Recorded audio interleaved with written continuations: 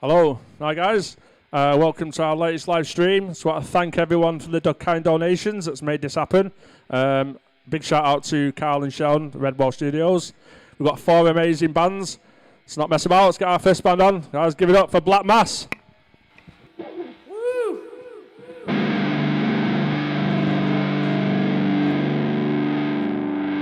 What the fuck is going on?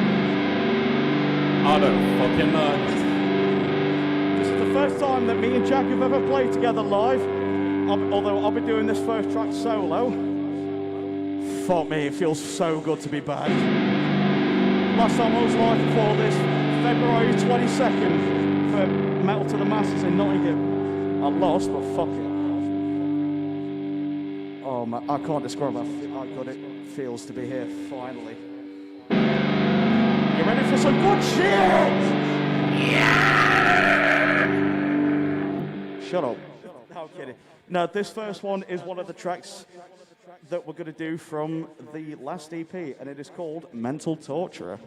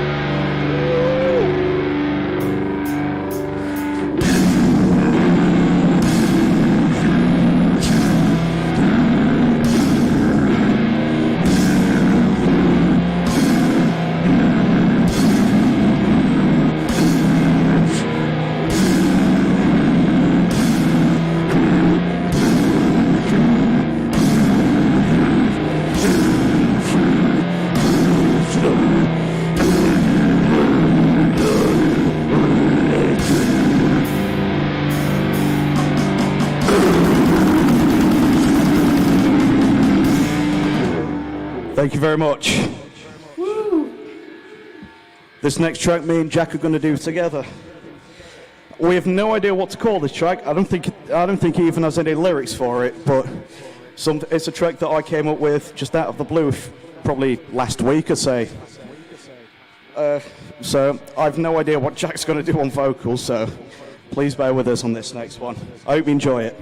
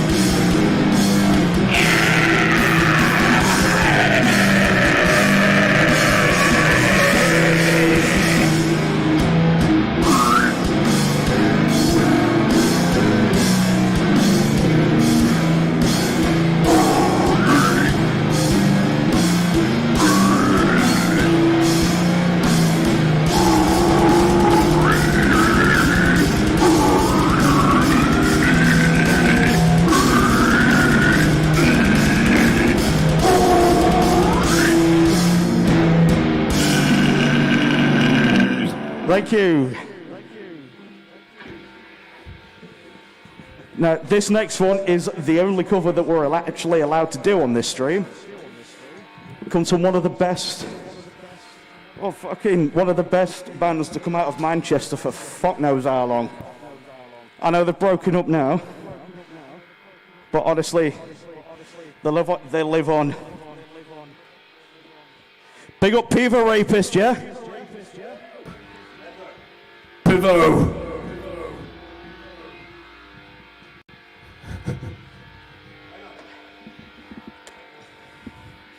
Well, this one's called Smiley Face.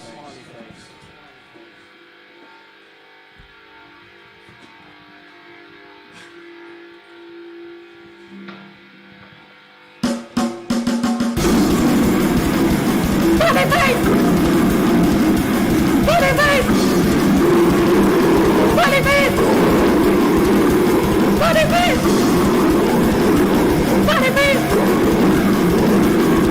face!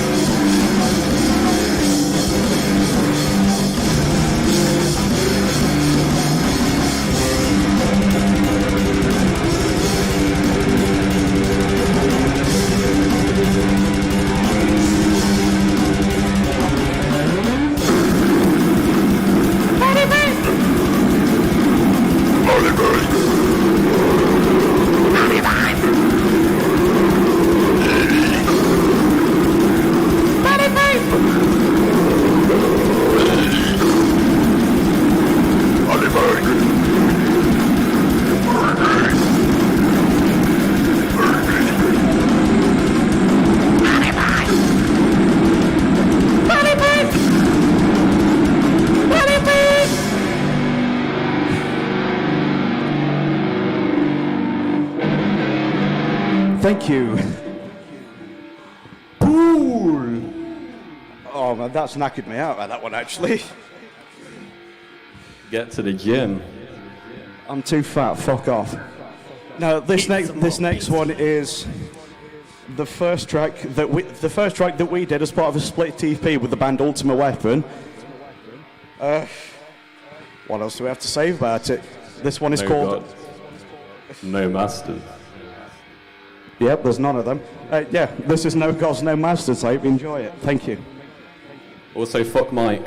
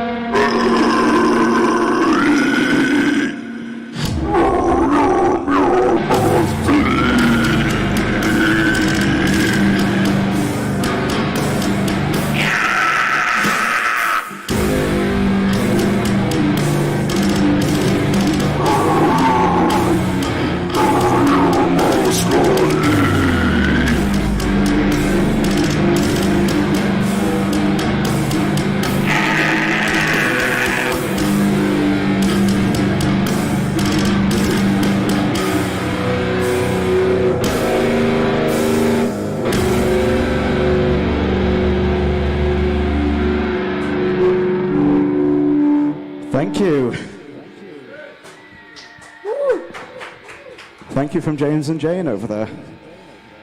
This next one is the third track of our side of the split EP that we did.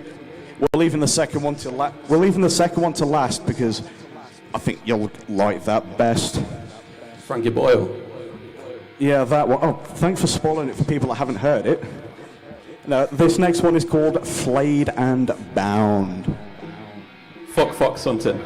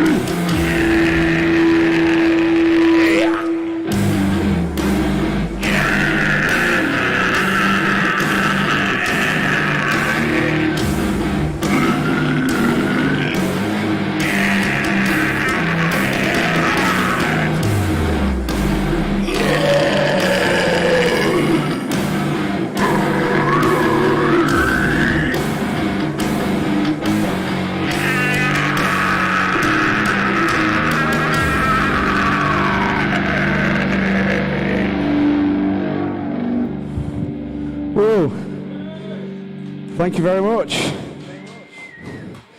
We've got 2 left for you. This next... Oh, Jack's getting shirtless. This next one was actually a demo track for the last EP that we released, Woodland Butchery. I'd sent this track, I'd wrote this track actually, to get it sent off so I'd know what the rest of the EP would sound like, but obviously we know what all happened to that. Anyway, we somehow reworked it into this one, into our side of the split EP, and we're going to play it for you now. This one is called Relapse in My Mind.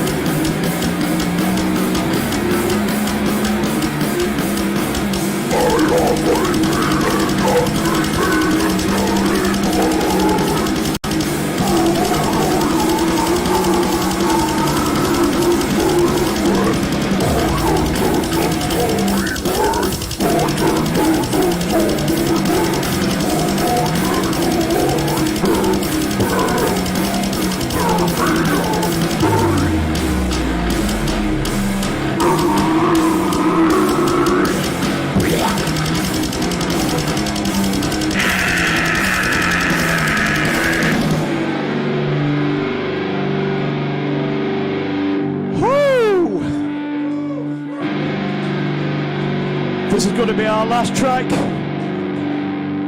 See, even Jack's getting shirtless, look. Just want to give a big thanks to Jane, James, Drew, and the guys behind the studio for putting us on tonight. Again, this is the first time I've been live in over a year, and oh, fuck, getting teared up. I'm going to fucking smash this last one. Also, I want to give a big shout out to Ian Edge. He told me to do this, but it's his birthday tomorrow. So when the time's right, give him a happy birthday in his timeline. Do what you need to do. We love you! Yeah, we do love you. I think that's all we needed to do, isn't it? Did you want to say anything? No, you've already covered it all. Thanks to all the bands who are playing as well. They're all sick. Check them out after us. Be sure to pick up a t-shirt as well from akumaraapparel.com. Is it apparel or apparel? Apparel, yeah. akumaraapparel.com. That's why, and if you really want to, for some godforsaken reason, there's a donation link at the bottom of the screen, is it? I don't know. But yeah, this is going to be our last song for tonight, and then we're going to spend 3.5 hours travelling back home. Drinking rum. And beer. This last one is called Necrotic Monarchial Otakus.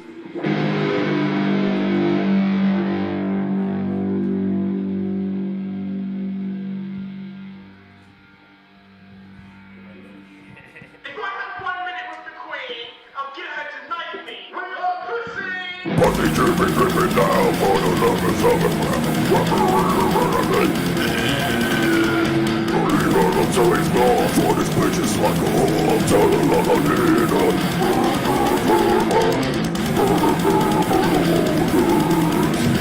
put my member in a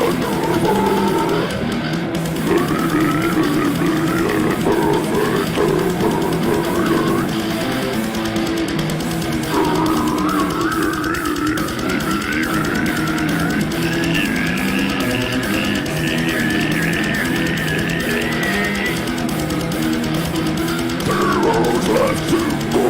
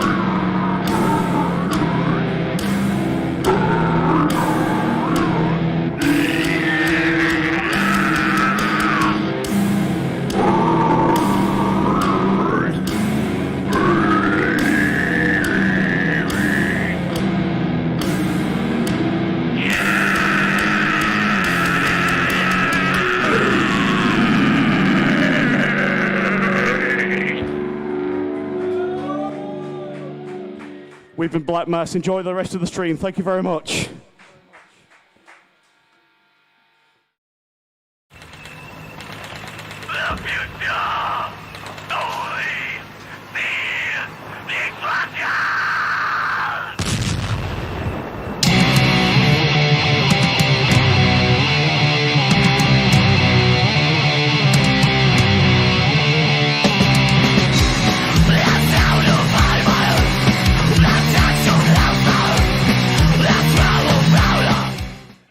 Alright guys, well it's Jay from the 0161 and today we are lucky to be joined by Liam and Chris from the Mighty Elfect. Cheers guys, hope you're alright. Alright. I'm not bad, not bad. Good man. I've just said there, we were just saying there off the thing there that we're all drinking. Everyone's just been drinking. That's all you can do, innit? Best way to survive. I think I'm good at. Well, apparently alcohol kills COVID, so that's how we're surviving. Oh, I'm walking immunity then in that case. Yeah, set some of your blood. It can be the vaccine. All right, guys. So just for the start up, just give people a bit of a rundown on Elfets, how long you've been going, and why you started the band. So to begin with, this is I was on my own for ages because I was going through loads of bands and I could never find the members. People going to uni, others were pricks. Yeah. So it was just me for a bit, just jamming out in my room. And then we went on a night out in Stoke. I met Chris. Yeah. At a. It was Well, we say met. Yeah. Met sounds like we planned it. Yeah, I knew Chris at school, but we met we didn't meet. I didn't meet up like that. Yeah. It's like headbutted each other in the bar, didn't we? Because of that metal, we went to a dance club, because it was the only place that was open really late. Right.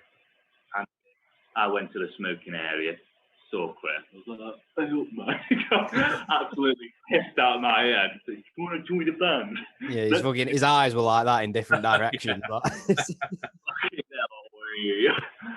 Then we had our friend, who's still friends with now, he was a drummer for it for a bit, but he wasn't cut out for it, so we ended up letting him go. Right. In the nicest of ways. And I met Miles at Bloodstock. Right. And then met him at a gig, and I was like, oh, do you want to be a drummer for a band and stuff? And then before even Miles actually became the drummer, we went on a night out. And he goes to a girl, he goes, hey, look, I have the fucking Elfect, you drummer. And then next minute, she fucking starts snogging him and everything. So me and Chris turned to each other, went, we've got to get him in for that. Yeah, I just want to point out, we had no presence at this point whatsoever. I think we only had 200 or 300 likes on Facebook. And that was literally it. And then he somehow managed to use the name for pulling power, and it worked. It worked. And just because I'm in a band, therefore? Yeah, I think that was the main part of it. I don't think she was too bothered about what the band was. Yeah. I mean, because when you've met Miles and when you've met Miles before and he gets away with something like that, that's an achievement. Brilliant. So we met through that way, and then it just obviously got together in 2019, and then it's been from there, really. It's been, looking at obviously all the, the press and everything, the reviews that you guys get, and everything's all good. You've done really well with reviews and stuff. Everyone bigs you up. So you're obviously doing something very right. I mean, you're an amazing band. Yeah, we've. Thank you. But yeah, we've been very lucky with the support and the press what we've been getting. Yeah. Well, who would, if you had to pick a band or a number of bands, who would you say influenced you? Oh Jesus, you got a pen?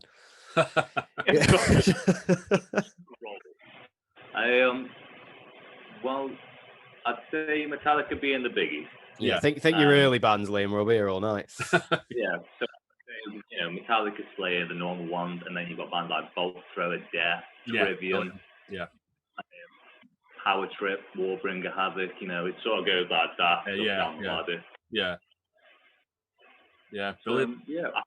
one band that's a big influence is they actually, the small band with the Pulka. All right, yeah. God knows how many years now. Yeah. They're proper just into the music. Early noughties, I think they started, didn't they? Yeah, I think so. Yeah, Yeah. Time, yeah. Yeah, brilliant. So obviously with all the COVID stuff that's gone on, you know, you've obviously had, I'm guessing you've had gigs, a lot of gigs cancelled that you had planned. It's been heartbreaking. Yeah. Which one that would you say one or a number of those gigs was like big gigs for you? Was any festivals booked? Well, most of them are like just rerouted basically, so rescheduled. But there's been a lot where we had a band from Japan. Yeah. So we were meant to get called Survive. So we were meant to go around England.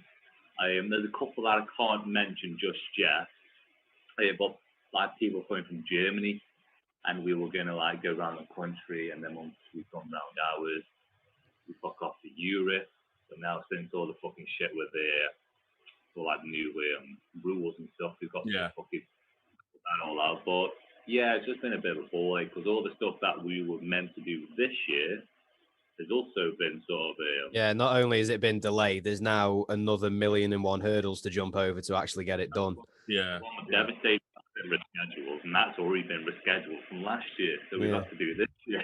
Yeah, I know. Yeah, we've already been accused of trying to get political over it as well. Like, we're not being political. That's just the facts. We don't care what you voted for. It's a case of this is now what's got to happen. That's not us trying to take a side and say, oh, you're a fucking idiot if you voted a certain way. You know, that's just the case of it. You know, that's just what's got to be done now. Yeah. Yeah, it's country's a mess, isn't it? It's just everything from, you know, all these little small venues that are obviously going to be shutting down, pubs and stuff like that. Yeah. Important to people like us, you know, it's where we book our bands, where you guys play. You should have seen the state of me the other night. I messaged Liam and I've got like an old diary that I use for like all the band stuff. Yeah. And I'd sat on the couch for a solid 2.5 hours on the internet looking up the law of every single EU country and what the entry requirements are for musicians. And I just filled about 3 pages worth in this book. Bloody hell. Just writing down where we can and can't go because it's dependent on the countries individually. Yeah. And a good majority of them have just turned around and said, look, as long as you're not here for more than 30 days, you don't need a permit or anything. Just come in, do your gig and leave. Like, Jesus, right. Which isn't too bad. That's all right. So which countries were quite lenient? A good majority. I mean, the closest ones. So obviously, like Ireland, France, and Germany. Yeah. I think Belgium as well. So like, because obviously we're quite close to them. So I think them using the noggins thought they're going to get a lot of British tourists still, just because distance. They were the first ones that cropped up.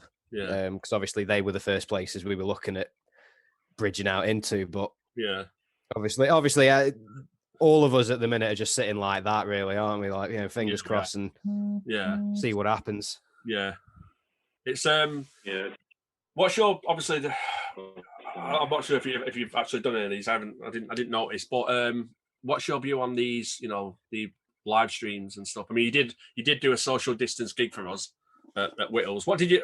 By the way, what did you think of that? What did you think of the social distance? Everyone sat down. Obviously, it's not everyone's go-to kind of thing. Yeah. But with everything the way it is, it's the best thing we can do. We got to fucking do a social gig.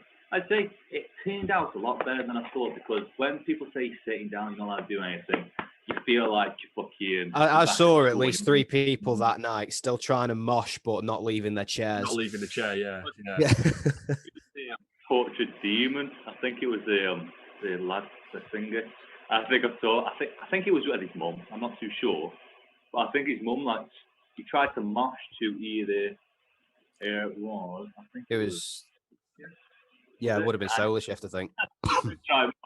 And his mum just went. Oh. Yeah. Well, the singer, guitarist, and the drummer, they're brothers. So, the mum was there. The mum was there. That was that.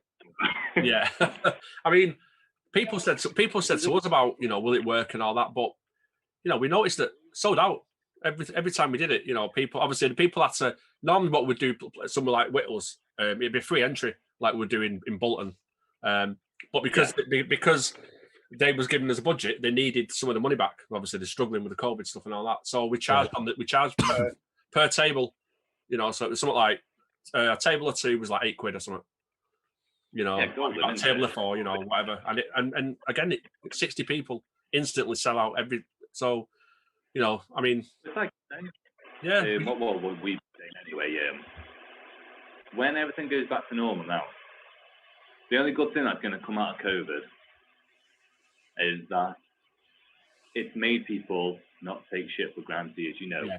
When your friend goes, "Do you want to come to this gig? I want to see my friend's band," and they say, "Nah, can't be off." Yeah, they're like, "Right, let me just quickly." Yeah, it's like we haven't been to a gig for ages. Let's go out and get wasted. Like, we think that even though COVID has been the worst thing we've ever lived through in our life, obviously, not like any of other stuff, but the only thing that's going to come out is just made people aware of that. Do not take shit for granted.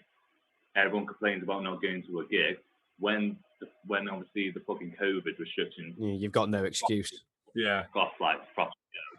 We said we're gonna. Yeah, we've been saying since like before we even broke out like and did our first gig that like the scene around where we are just. It's not what it used to be. Like there are loads of good bands. There is still a lot of talent around here, but people don't go to the shows anymore. Like, it's sort of dropping off the radar in terms of like how many people are into metal because places like there's a place in Stoke Town Centre that does an emo night like every so often. Yeah. And it packs out every time they do it. Right. But these same people refuse to pay £5 to go and watch a local band. Yeah, it's ridiculous. Because I don't know what it is. It's like the fear of it. It's like the physical version of like when you send a band to your mate and you say listen to them, and he just never bothers. Yeah, like it's like the physical version of that. Yeah, but like it is. The future Exodus are gonna fucking die soon. Well, not soon, but wow, what are you planning? Yeah, exactly. Metallica are on the way out. Ozzy will be soon. They're not all going to stay forever. The future of being are all those little bands. So, we push up. I've noticed a big push though in the scene lately. Mm-hmm. I've seen loads of bands like growing at their own pace and stuff. It's like it's just been revived, isn't it? It's like someone's just booted it up the arse, and now all of a sudden everybody's thinking, right, let's get on it. Who's the hot talent? Who's getting where? Go to local shows. Yeah, exactly. This is what's happening around the area in the next couple of weeks. In every venue, when the gigs are finally allowed back on, venues are probably going to see the biggest like boom in business that they've had for years because every single venue is going to be sold out because everyone's going to be thinking, shit, there's a gig going, let's get on it, and going to pack out. Do you think though? Do you think that? I mean, people. I'm hoping that is a way.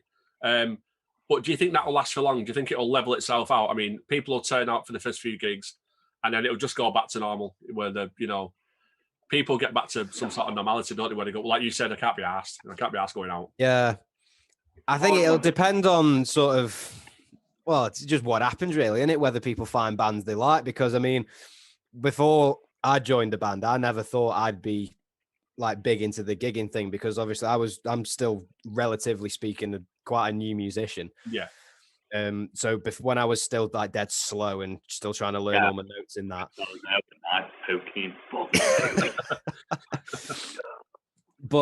it was the not like stage fright, but it was the worry of, oh, if I go on stage, I'm scared I'm gonna balls it up, and I can't headbang or anything, so I'm too scared I'll miss a note or I'll hit the wrong thing. But you get up there and you just get a taste for it. Now I can't wait to get back on stage now. Yeah. It's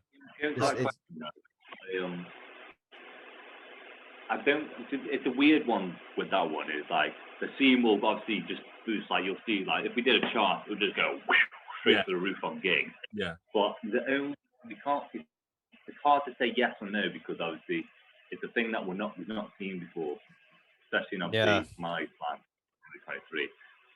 But we're hoping that it's going to be like what it used to be back in the 80s. That's why we brought a back patch out, because we want to start getting people to revive the old. Yeah. I sent there's a local band on your back. Just how they used to be like, everyone had Metallica, Slayer when they were younger. Yeah. And now it's like, well, let's do it a big Yeah, band. people are too scared for little bands now. Yeah. We just need push, give that a good push, and it is working. Yeah. So the way people have been backing up patches has made us think, you know what, this is promising. This is very promising. This could fucking there's a new wave, like uprising. Yeah. Are you looking at a big hit, but maybe. I was just going to say, when you look at bands like Torture Demon, who obviously you played with at Whittles, you know, them guys are teenagers, you know, and they've been signed up. You know, they signed up to Spiritual Beast, which is in Asia. You know, it's like you know, they've got you know, the roster that they've got is ridiculous. You know, some like thrash legends and stuff on it. So it's like yeah, they were supporting Zentrix, weren't they? Yeah, they are doing, yeah. Done really well to get that. I was going to say they fucking deserve it though, because they fucking blew me away at that gig. Yeah. I mean, I think it's as well. I mean, we're quite lucky in Manchester. You know, there's that many bands up and coming. You know, like Torture Demon, Steel Mage, and then obviously you've got your established ones like Prognosis and obviously Solarshift as well, who again doing really well. But yeah, and it's like yeah. Liam, your connection's rubbish, mate. His internet is rubbish, isn't it? How are you connected? Has ET plugged his finger in the back of your computer or something? Like, I know it's ridiculous. It's all right, mate. It's all right. What's your view on the live stream things? You know, would you guys? I mean, like I said, I'm not sure if you have done one. Is that something that would interest you? Is it quite hard to do? Because obviously there's no crowd there. You're literally looking at a camera. I mean, we got lucky because our friend Izzy, she's in uni, so she got all these fancy equipment. But she came down to a practice one time and did it for us. We pre-recorded one, didn't we? Yeah, we pre-recorded one, but you know, it was still weird because it was like it's hard to like, you know, try, because you don't want to just stand there. But in the same sense, when you're proper going for it, you sort of stop and think, hang on, and you look around and it's like, there's literally us three and then two people stood behind a camera. Like, it is weird, but once you sort of get into your stride with it, you just got to imagine, you know, you're a 13-year-old in your bedroom and you've got your hi-fi on blasting, you know, you just got to go for it. Yeah. You know, if you watch doing the live stream on YouTube, we're just drinking, just having a piss up, but because when you normal gigs, I'll scream at a crowd, you'll hear me screaming like fucking call my bag of dicks and say, let's get fucking moving. Yeah. And it works and everyone just goes crazy. We have fun together, we all get hits. And doing this live stream, it was like, I looked at Chris and was like, what do I say? What do we do? Are you ready to get fucked in your bedroom? Yeah, it is quite to break. It's quite difficult. I mean, we've done you know, a few of them now at like Redwall Studios in Bury, and we had quite a lot of bands that refused to do it, mainly because, you know, it's they need the crowd interaction. They just don't feel as though they can stand there with a camera looking at them, and they can't see the people behind the camera, people watching this live. You don't need an audience to play music. You play music because you want to play it. Yeah, you do it however you want. It's always good to have an audience. It's the best thing to have an audience, but I would never refuse it. It's just like, To be fair though, because we tend to get quite a good bit of interaction, like on the socials and stuff. So I think as long as we had something like, you know, like a live stream where people are commenting on it and things like that and saying stuff. Well, that's what we do. Our streams are like properly live, so because we were talking about this after we did that pre-recorded one, and we were saying, like, you know, because people offered to do live streams, like, you know, oh, do you guys fancy doing one? Our natural response would normally be, fuck yeah, sign us up, we'll do it, because, you know, we're just any excuse to get in the studio and, you know, bash some songs out. But it's the fact of we haven't got the equipment to make it audible, because we tried it with two of our friends the other week, and You need some really expensive equipment to make it work. We set just literally because all we've got is phones. You know, none of us own a proper camera or microphone. Like the microphones are all set up for the equipment in the room. Yeah, and we just set it up in the corner, and you couldn't hear a bleeding thing. It's just noise. It just sounded like it just comes out as noise. It's like on a phone. It looks good because obviously the camera's good, but the sound is awful. Yeah, it just sounded like someone dropped a cheese grater in a blender. Like exactly. Pretty noise. But it is. I mean, you know, obviously we just had one cancelled in January. Solarshift was headlining that one, but we will be doing more. We've got one booked for February. So, you know, there might be a chance that we do another one in March or something. Depends obviously on the gigs and stuff like that, and on what tier system we're in. But you know, we could always give you a shout. Always happy to give you a shout to come down and jump on one if you fancy it. But oh yeah, we'll rage it this time. Yeah, man. Proper rage it. Yeah. All right, guys. Well, just to round it up, just obviously with the COVID stuff, no gigs. Has it give you more time to work on writing new material, thinking of ideas, and what are you currently working on at the moment? It gives us a proper. It has helped us. It's given us more time, but it's made it a lot harder. Yeah. We've got all our socials sorted now, and we've just got over 6,500 on Instagram. People following us, so it's a big help. So it's helped us with all the socials. Yeah. All the album is the new album anyway, what we've got releasing this year. It's pretty much all ready now. We just need obviously some little bits and parts and add stuff every here and now and then, and that'll be all done. Yeah. We are hoping to release that just after the midway point, but we kind of wanted to release it when we're not fucking stuck in COVID like we did with Woe. Yeah. Even though Woe did get a really good response. Yeah. We want to be able to release it and actually do gigs. You couldn't do a live stream, could you? You couldn't sort of like release an album or an EP or something, but releasing it on a live stream, it just doesn't. It hasn't got the same weight, has it? Like, no, it doesn't. No, we wouldn't really do it justice. Like, because we want it to, come out, and we want people to just listen to it. Imagine like the same way people first heard like Ride the Lightning or something when that come out. You just put it on, blow you away, and it's like we want the same sort of thing, but we want to be able to, do the tours and the shows and stuff to back it up and promote it. But obviously, I mean, we're just rolling the dice at the minute as to what happens, because like I said, we want to get it out this year, but if this year doesn't turn out, I mean, we're still in talks about what we're actually planning to do if, let's say, it goes sideways, and we're still in this situation, come November, December time, we need to actually discuss the possibility of that, because it's getting more and more real each day, isn't it? Because it doesn't seem to get any better anytime soon. No, that's it, and nothing's improving, is it? Especially up near me. Yeah, I'm 5 minutes from the Royal Stoke Hospital, and they declared a major incident a few weeks back. All right, they're full, and apparently round Staffordshire now, there's like no spare respirators or anything. So if someone gets breathing difficulties with COVID, you're knackered. Bloody hell, it's terrible, isn't it? Yeah. I know. But hopefully this will be the last couple of months we have to see of this shit, and then we all can get do as much drugs as we want. Absolutely. What I mean, you're talking there about the socials and stuff like that.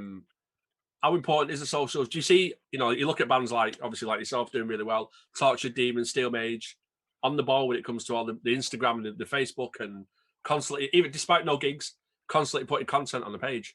Which obviously is important.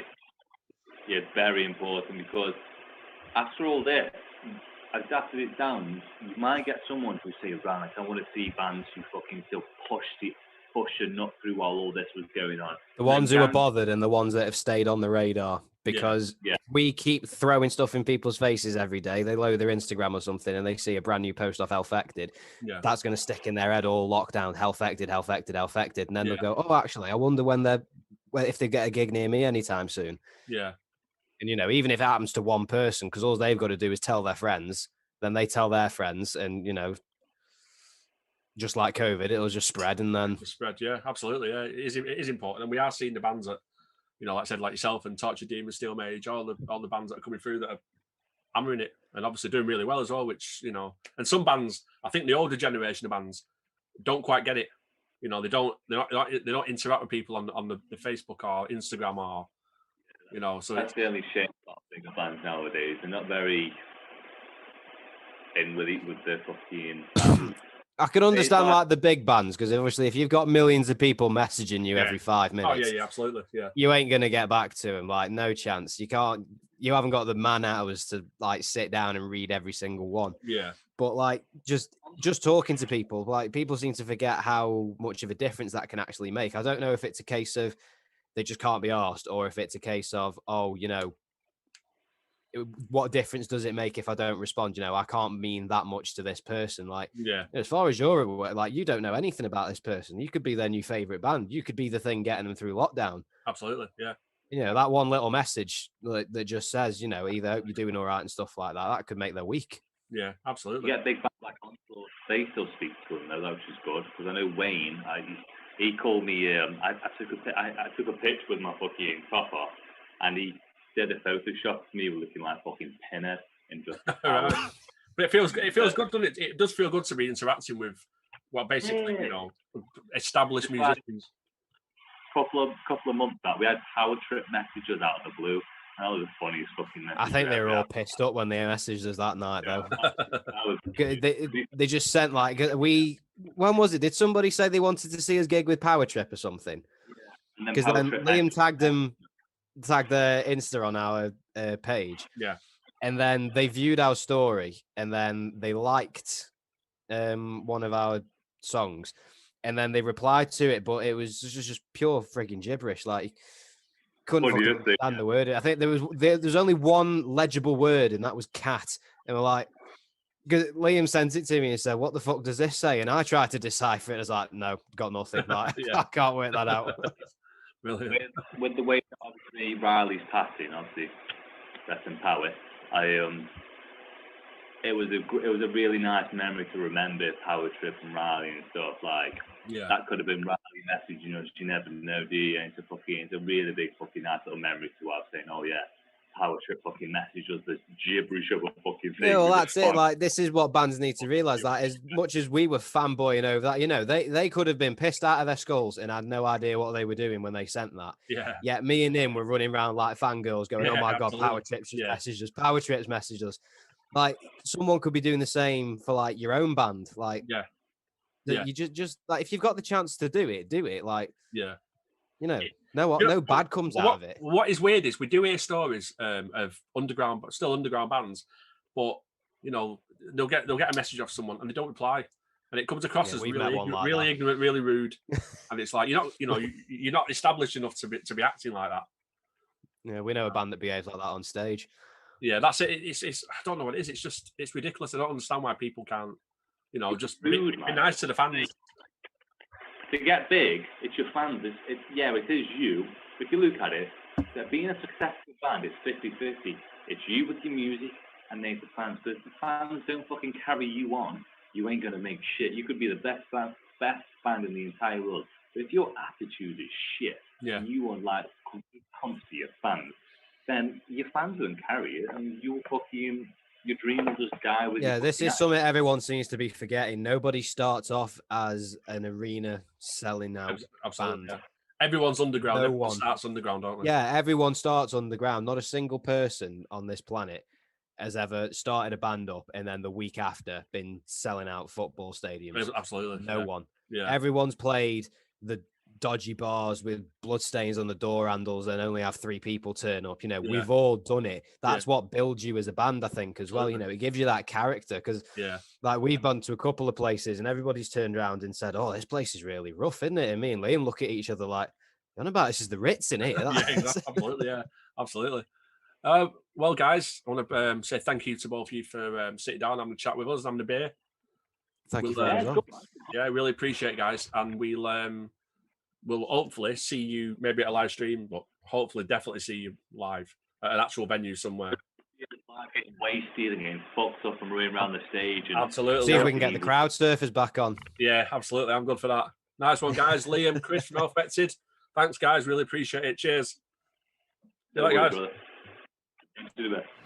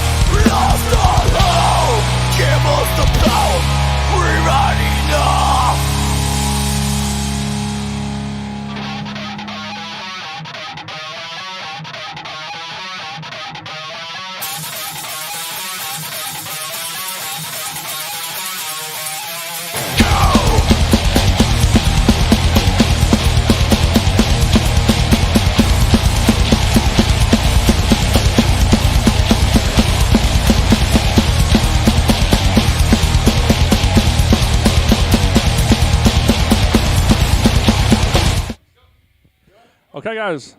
Just want to say thank you to Black Mass.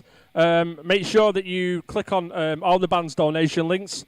Black Mass have travelled 3.5 hours here, 3.5 hours on, so anything you can help, please donate. Okay, because we're slightly overrunning, just get it up for our next band. Scott Beveridge Project.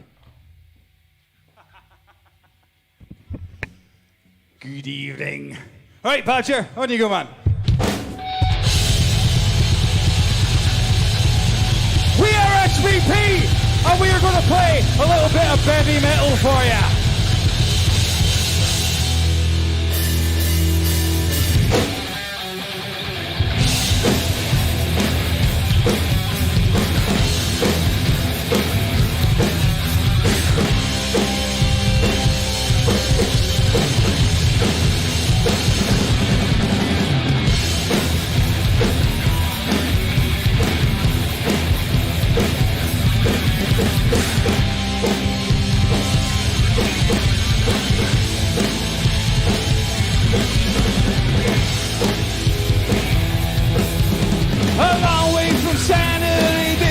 My home, lonely and broken, a future unknown. Heaven above you and hell below, the path of the circuit shown. From out of the shadow, a kiss from a breeze, a pen only finger that says some of these. Knowing the unknown and walking alone, the call for night got you home.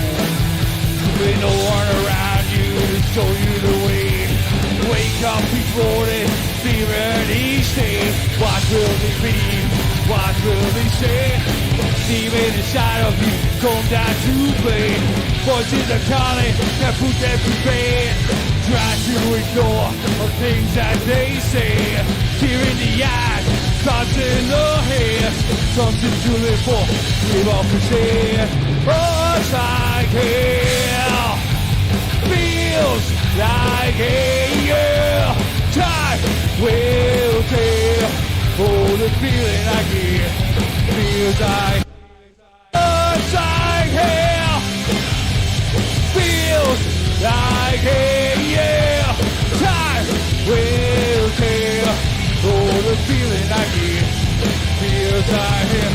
Stares at the sunset, loose to his hands. See none of the answers, society demons. Who's deep inside, but it's often a mess. The struggle to get back with this. Oh, as these thoughts are shot and spit in the face. A dark veil descends with a look of disgrace. And a fear in the eye, and a shining good light. Since I can defeat this and prove myself right. No one around you to show you the way. You wake up each morning, fear and he say. What will they be? What will they say? Demon inside of you come down to play. Voices are calling, can't put them to bed. You try to ignore all the things that they say. Fear in the eye, thoughts in the head. Something to live for, don't give up and say. Hurts like hell. It feels like hell. Time will tell. Oh, the feeling I get feels like hell. Hurts like hell. Feels like hell. Time will tell. Oh, the feeling I get. It feels like hell.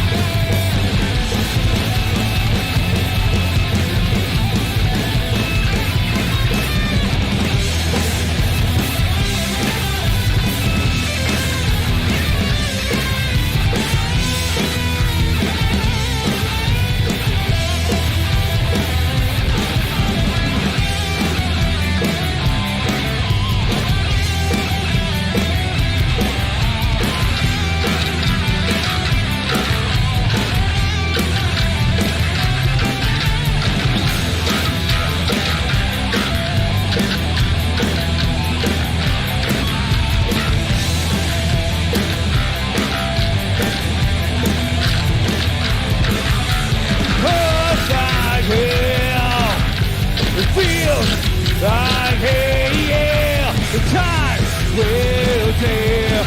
Oh, the feeling I get. It feels like hell.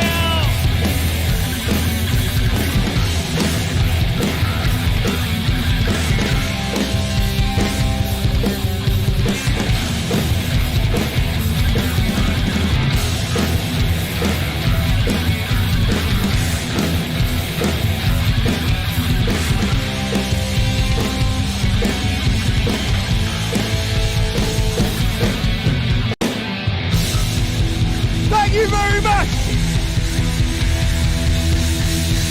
This is a song called 25 Years Bitter.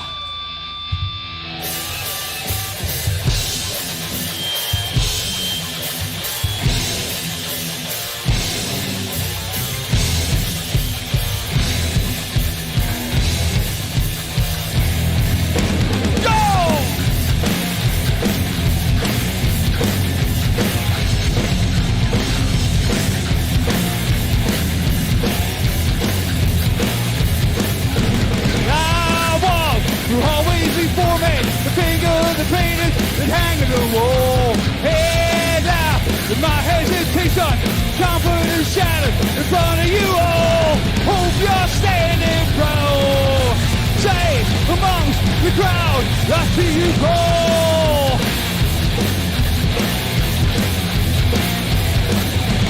Tell me why you here. On my bed, I'll make it go.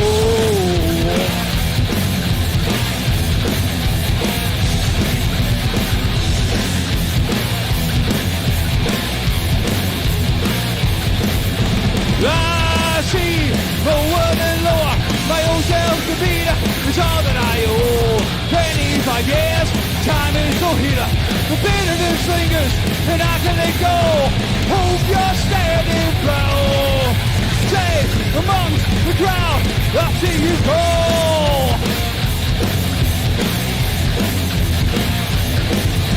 Tell me why you here.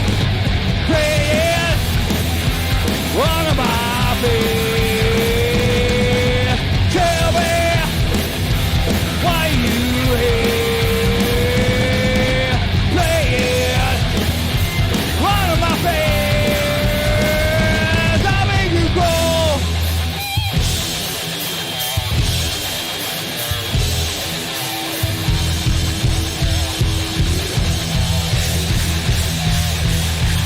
You go.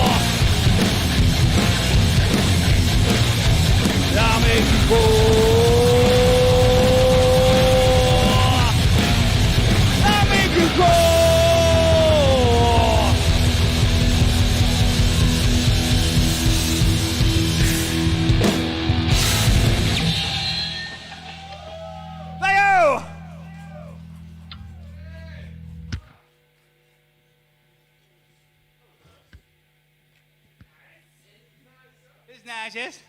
Right, okay, so we are SBP, and in case you haven't got a clue who we are, it's basically a fat, middle-aged ginger man going through a midlife crisis.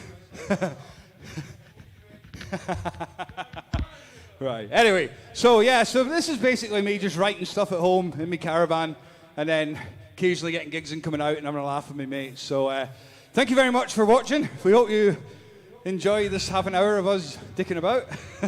So I released the debut album probably about 2 years ago, and first 2 songs are off that, obviously. But I'm working on the follow-up, and we are, for the first time ever, going to have a go at playing a new one tonight. So I have no idea how it's going to come out like, but you know, we've been sat on it for a while, so we're going to give it a go and see how we get on. So just need to down tune. Right, cool. Lyndon, are we ready? Right, okay, so it's not really got an official title yet. It's kind of known as NVC, but for tonight I'm going to call it Wait for Fate. So see what you think of it. Let's see if we can start at the same time and finish at the same time. That'll be cool. So here we go. This is called Wait for Fate.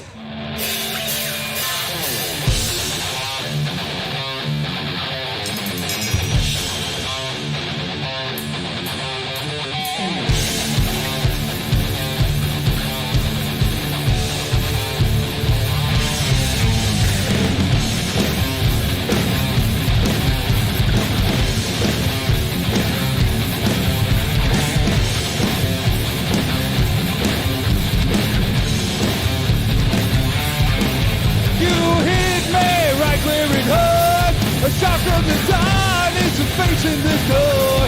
No time to recover, no time to repair. The chaos you reign, the death of despair.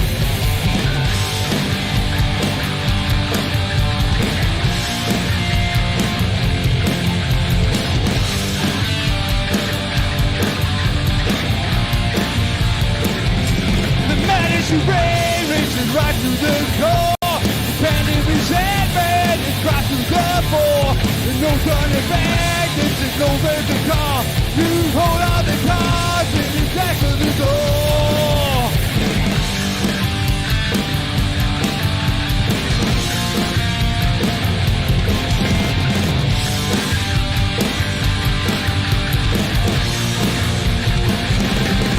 And I walk it on the edge, and I'm leaning over the ledge, and I don't want to fall, maybe risk it all if I wait for fear. And I walk it on the edge, and I'm leaning over the ledge, 'cause it's all a waste of time, we ignore the time, wait for fear.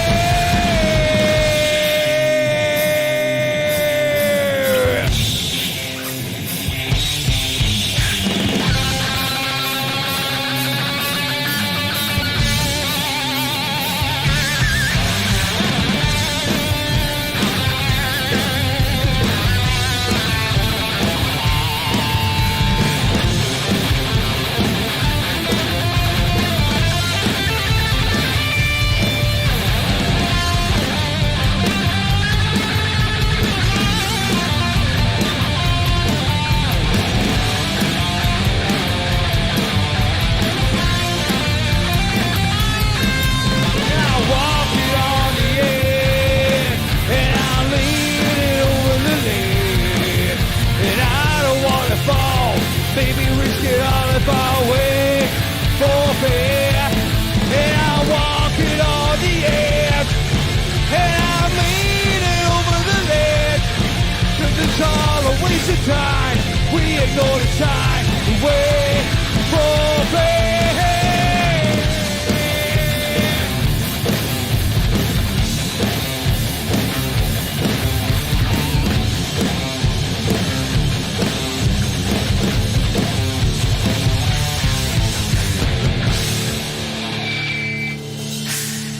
Yeah!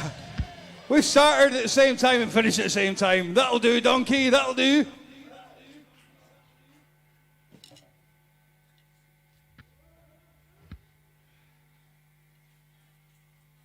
Right, okay, whilst Lyndon swaps his guitar back, some of you eagle-eyed people that have seen us before may notice that this is the first time we've ever done an SVP gig without Lewis on guitar, who sadly couldn't make it tonight. But in very, very short notice, i.e. a couple of weeks, Ted, who used to play in Grand Elder, has come in like a champ and learned not only the 5 songs that we were going to do, but he said, let's do one of the new ones. So yeah, put your hands together for Ted, yeah? So, right, are we ready? Right, okay, so back to normal service resumes. This is off the first album, which is called A Long Way From Sanity, in case you bothered. So anyway, this is called Break the Hold.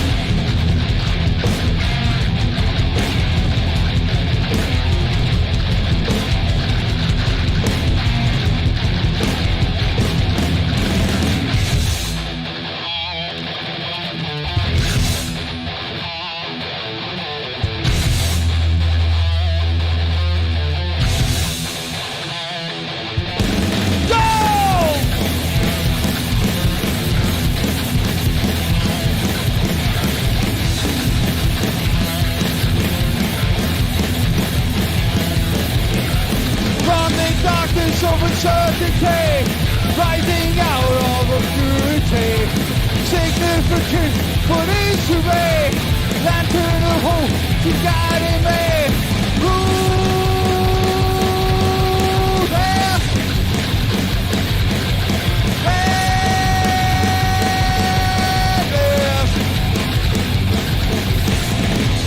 Bring the hole, bring the hole.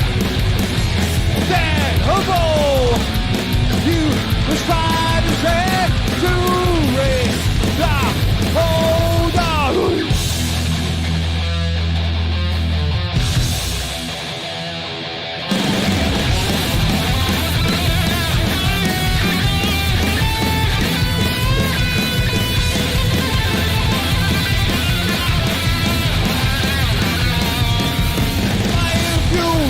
Mutual aid, appreciation, no raise in this game. Seeds of betrayal, the flames in there. Shadows of mirror, inside his hair.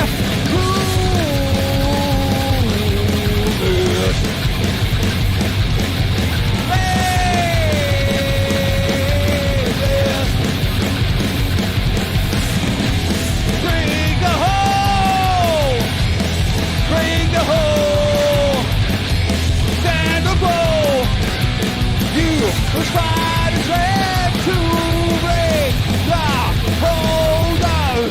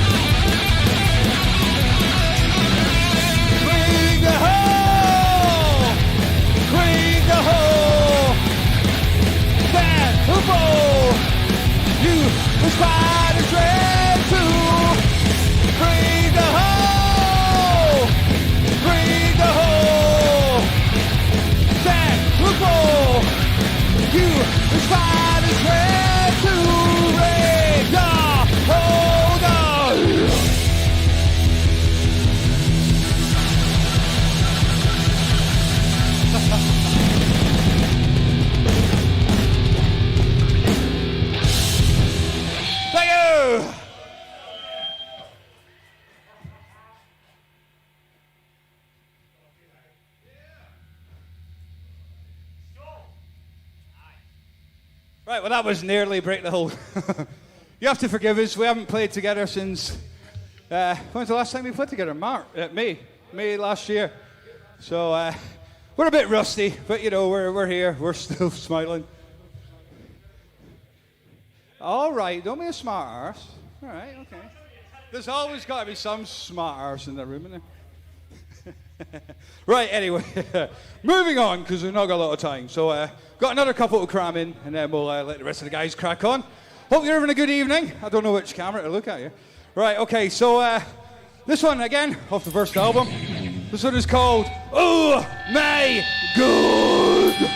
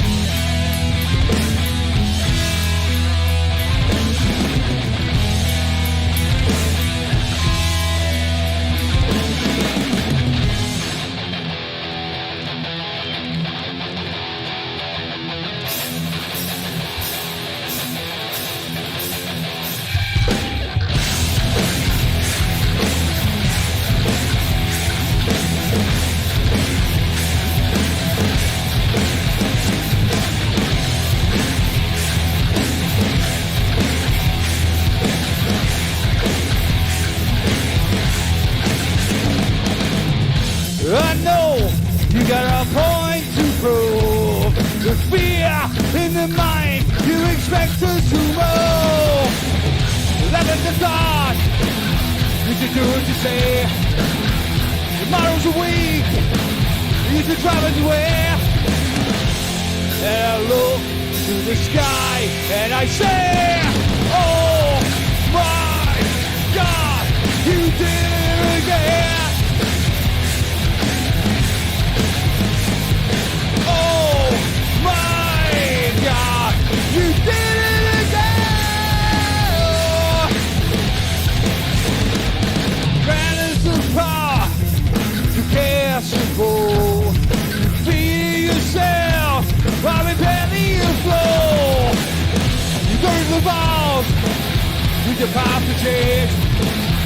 Tomorrow's a week, leave us on the rest. And I look to the sky and I say, oh my God, you did it again. Oh my God, you did it again.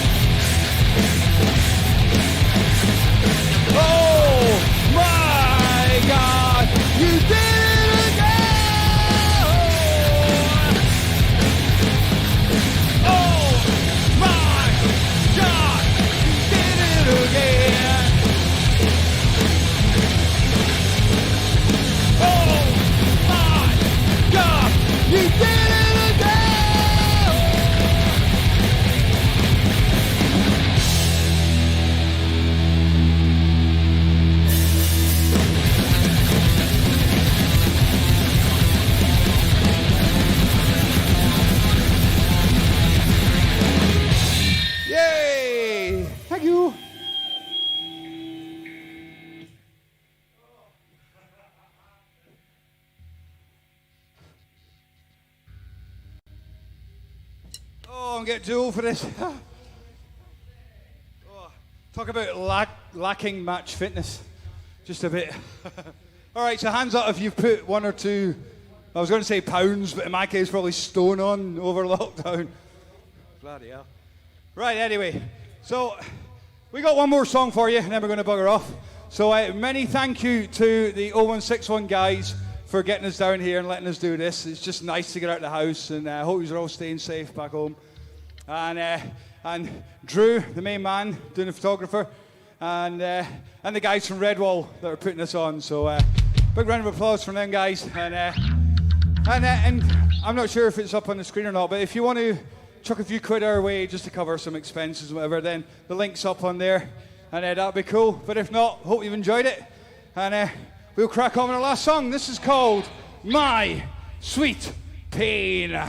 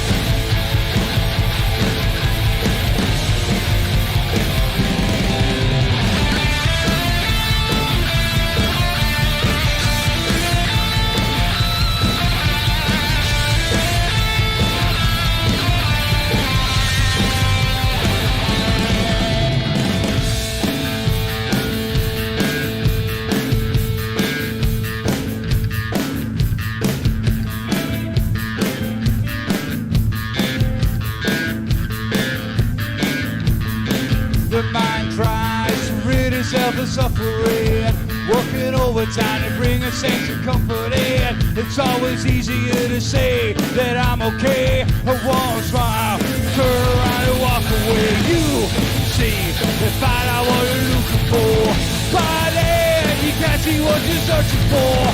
We learn right to more than life to live. Hoping or not, I will always see this. Can you help me?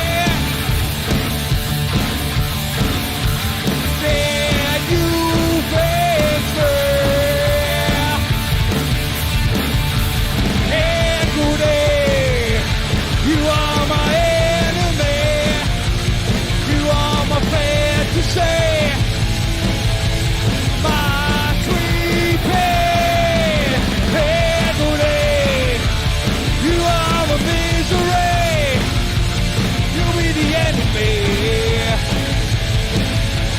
my sweet pain.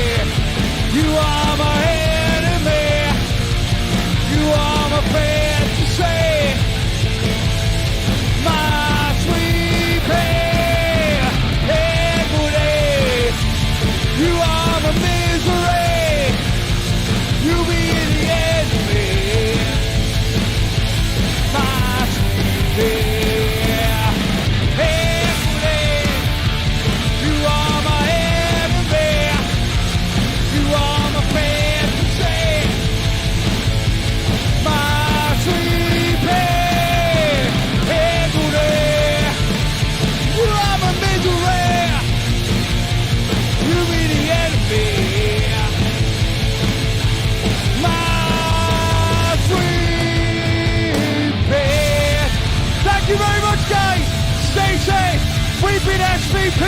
and we shall hopefully see you again live and in the flesh later on this year. Thank you. Good night.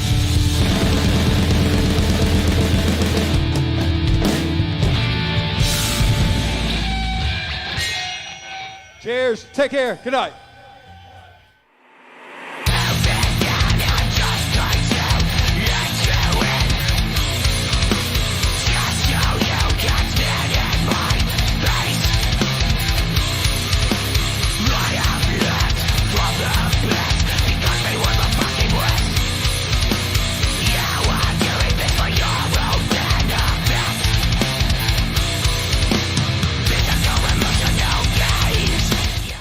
Hi guys, this is Jay from the 0161, obviously, and tonight we are joined by the beautiful Calvin and Chris from Portrayal of Ruin. How you doing, guys? All right, guys. All right. Yeah. How's it going, man? So, guys, I can't believe how fucking bad it's snowing as well. That's what's going on. We're going to be flooded. Maybe if I get me a week off work.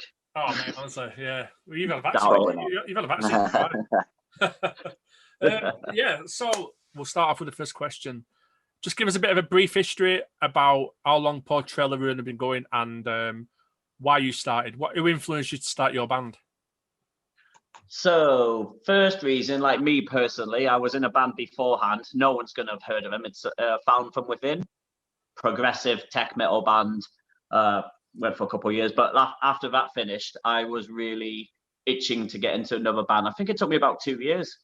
So it was literally all I did was go on a website called Join My Band. Yeah. Went down that route. And all it was a bunch of vocalists looking for bands too. So it was like, that was a bit difficult. Yeah. But managed to find Tom Grogan. He was on there looking for vocalists. So I gave him a shout. He then said, yeah, we should do a meetup. I think he had a song written already. So when I just literally wrote down some lyrics for it, and then me, him, and Sean met up for the first time. Yeah. In Brunswick, we just booked the room out for 4 hours, and I think we just went for it. Just for 4 hours, just hit it off.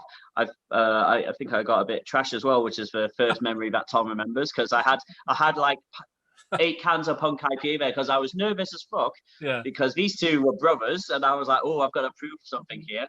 Yeah, got trashed. But it went really well, obviously. We then found Sam, who was our older drummer, on Join My Band. Yep.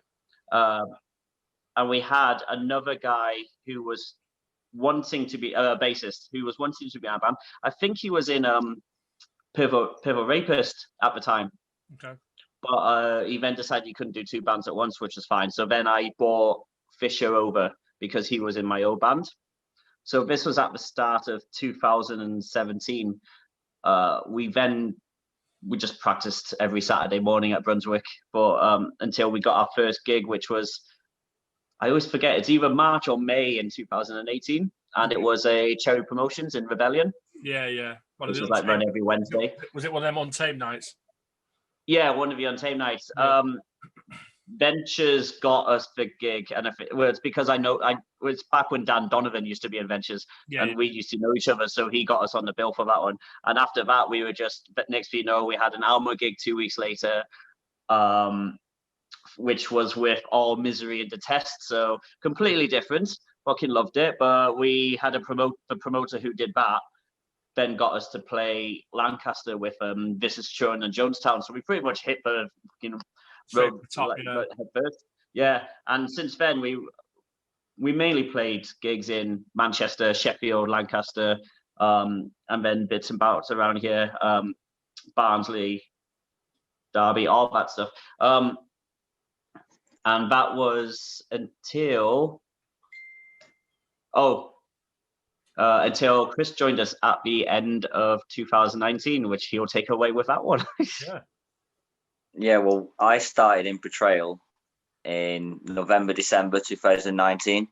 I'd not been playing drums for about 6 to 8 years previous to this, basically. So I was trying to get back into it, get back into the music, get back into, writing, some proper tunes. And then all that went ahead. And then I went and broke my collarbone literally like 4 weeks into starting practicing with Portrayal, I came off a motorbike and I brought my collarbone out of action. Great. I think I was healed by about February, March time. Well, I think we forced you to heal yourself. Yeah, basically. And that was a few weeks before we had that big gig of the Metal to the Masses. And then COVID hit. Yeah. Yeah. Basically. Yeah, so, and that's where we're at. So for both of you, Calvin and obviously Chris, who influenced you? Obviously, Calvin as a singer. Did you have someone in a big band that influenced you to, pick up the mic? And Chris, same as you, did you have an influenced drummer? Someone who influenced you? You want to go first, Chris? It's all right, go ahead, Calvin. Go on, you go. No, okay. Well, for example, for starters, I wanted to be in a band. So I started this late. I became a vocalist originally when I was 27. That was for the last band. So this band, I would have been 30, 32, 33, something like that. But before that, I wanted to be in a band because I just want to be on stage, really, because you know me, Mr. Attention Seeker. Where better to get it than on the stage. Calvin. I know. People don't seem to get this bit about me, it may come to a shock on this interview, and it's gonna make a few people tear up a bit. But I first tried to play guitar, couldn't do it. I was like, I'm not learning fucking Deep Purple and shit like that. I wasn't capable of running before I could walk. And then I tried drums about 10 years ago, but I was a bit too self-conscious about neighbors and stuff like that. Yeah. So I gave that up. And I just accidentally, it's weird because the main reason I learned how to do what I was doing was just being drunk and like jillies and stuff like that and just screaming along with songs and stuff. Yeah. And then I think I was just messing about on Guitar Hero one day, rock band, where you had the fake stuff, and I had things like Lamb of God and Devil Driver and all that stuff, and I was singing along to that, and my sister overheard me when I didn't think she was in the house, and she was just like, where the fuck did that come from? You should give that a go. So my originals were people from like the groove metal days, Devil Driver, Chimera, Lamb of God, all that stuff. But then I progressed into Whitechapel, Suicide Silence, and that's pretty much how I started. There's always influences now. I didn't used to be just about vocals who I gained influence from, but these days it's more like lyrics and stuff as well. Like I'm listening to a lot of metalcore bands at the moment that have very similar lyrics, so like Currents and Alpha Wolf and things like that. Yeah. So that's me. Mine's always changing. Yeah. And Chris? Well, for me, I started listening to music at a very young age. Like I was growing up listening to all sorts of stuff like Bon Jovi, Alice Cooper, Whitesnake, all the classics. And I just knew, like, I always wanted to be a drummer because my dad was a drummer.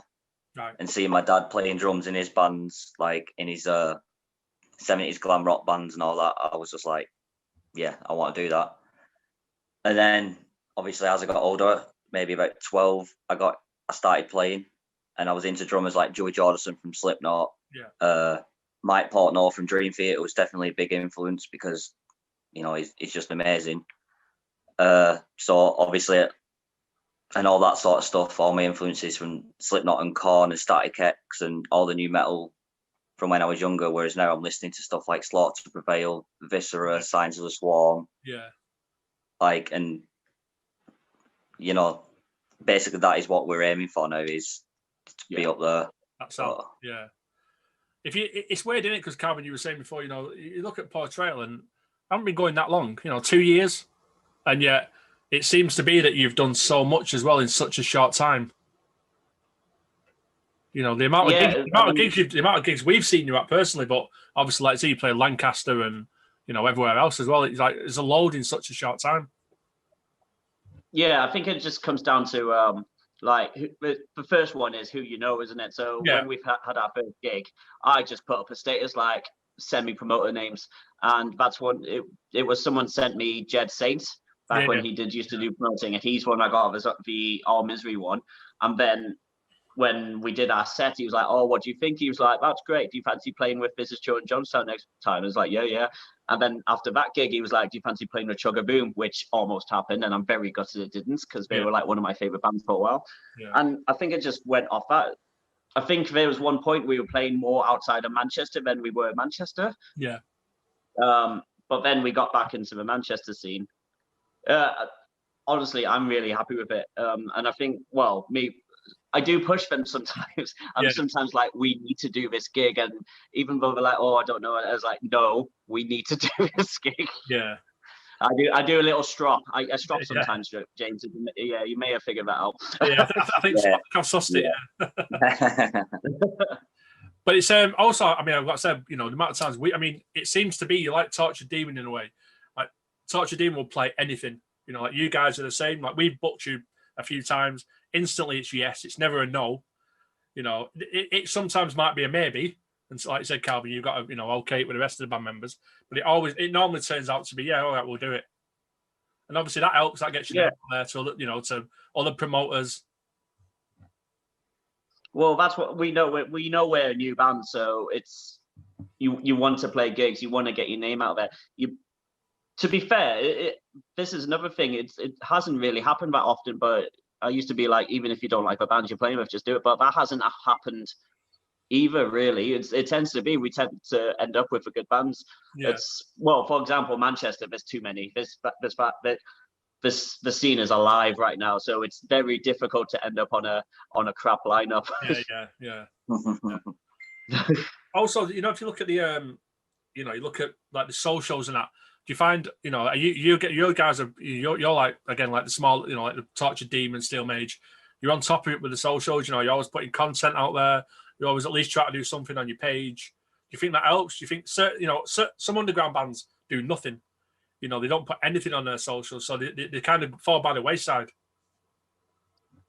Yeah, I think social media counts far too much. I think for me personally, like even if far too much. Yeah, it's. I hate it, but I mean that's the way of the world, isn't it? You're not a good band. Yeah, you're not a good band if you don't have a lot of likes on your Facebook. You're not a good band if you haven't got a music video or like on Spotify or anything. You have to have all these things, and that's so. Like personally, like even on my personal profile, I try to make sure, even if it's not band related, just to post something because I know how it all works. Just keep your face out there, because even like since the COVID thing, there's some bands that I knew were like big in Manchester. I've not heard anything from them. Maybe they've got something going on. Maybe they've got some backgrounds and they're going to slam full force. That could be the way. Some of them might have given up and we don't even know about it. Well, the thing is, I mean, I was going to say to you then, there's certain bands in Manchester that have not capitalised on where they were getting to just before the COVID. And obviously the COVID's hit and they've done nothing. So, you know, they haven't played a gig. They haven't put anything on the socials. Nothing. So you just fall down. I think you just fall down by the way. People forget about you very easily, especially Manchester. So many bands. It's very easy to forget. Yeah, it's ridiculous. There's too many bands around here. Yeah. That means like we got lucky. Like since COVID, we've done 3 gigs. 3 gigs. Yeah, 3 gigs. Yeah. Yeah, the online one. Yeah, online one when we played outdoor in Whittles and then played outdoor in Yalma. And that was probably 3 gigs more than most bands have been able to. And again, that could be for certain reasons. Like a lot of bands are keeping away, which is fine. I can understand that. A lot of bands, they might have someone that's high risk or is with high risk. So I can completely understand why people don't play. Yeah. But I think as a band ourselves, we get away with it. Like we're fine. Yeah. And we've not broken any rules. Like the online gig, we follow the rules.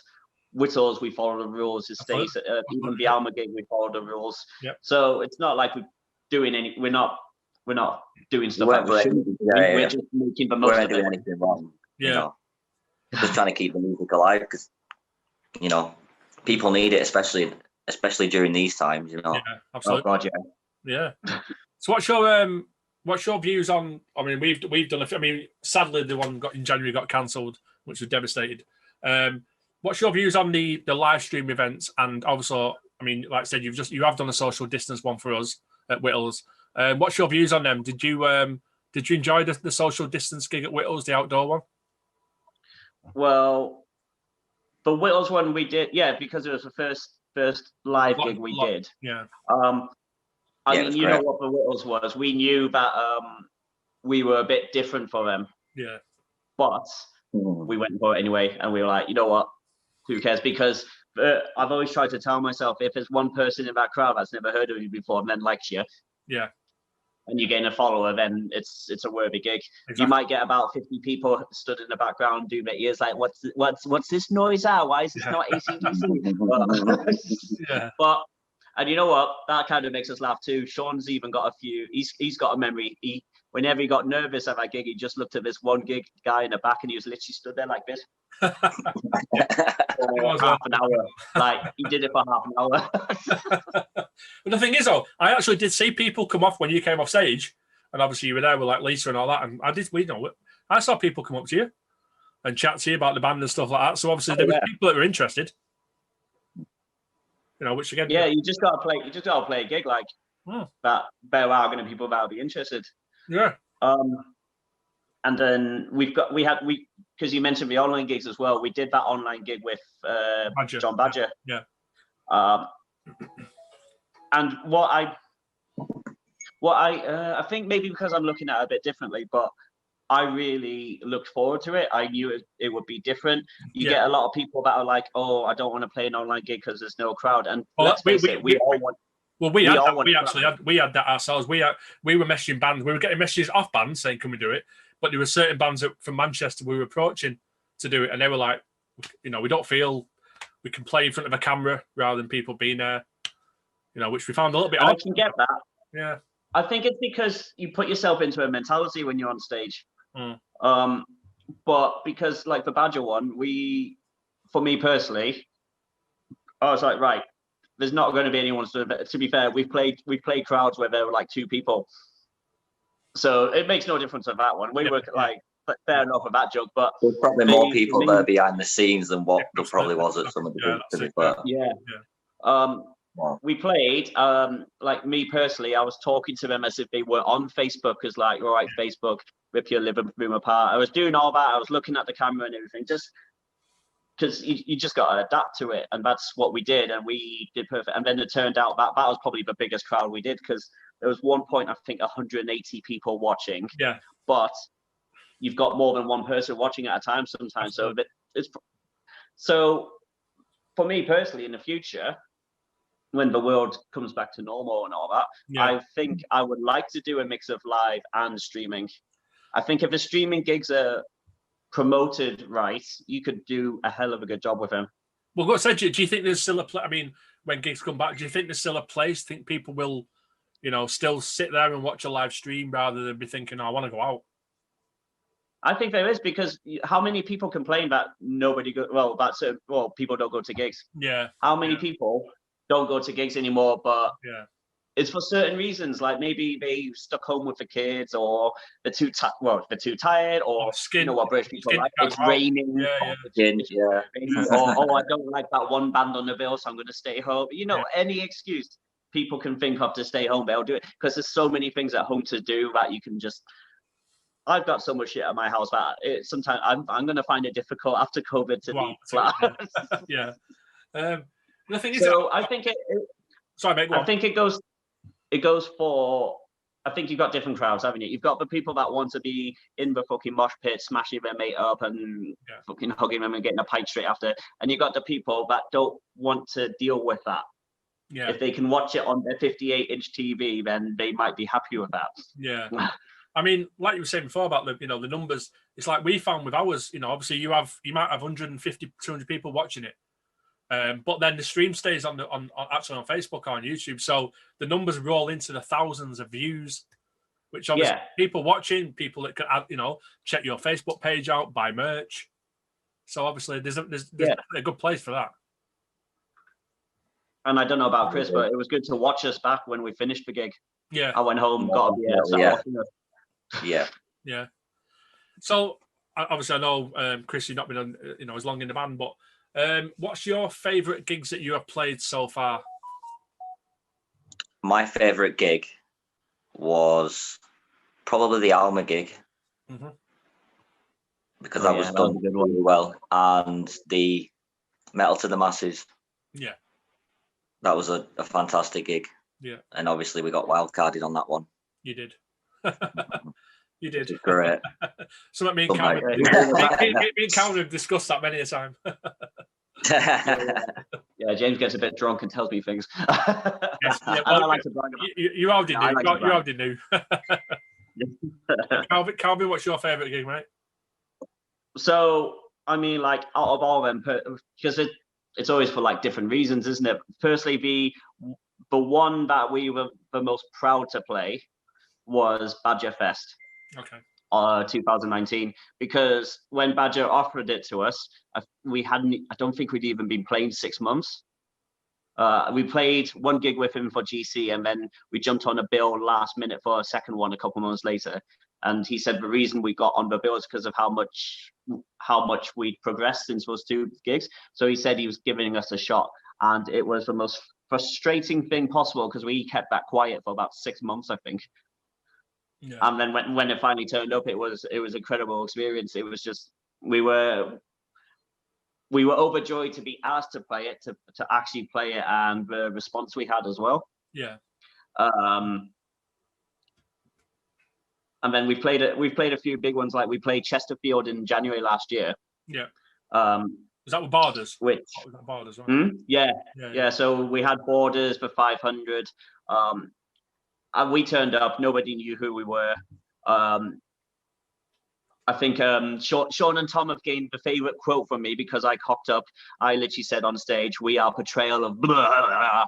I just completely forgot our band name halfway through, and I actually had people go, "You were great, but what were you called again?"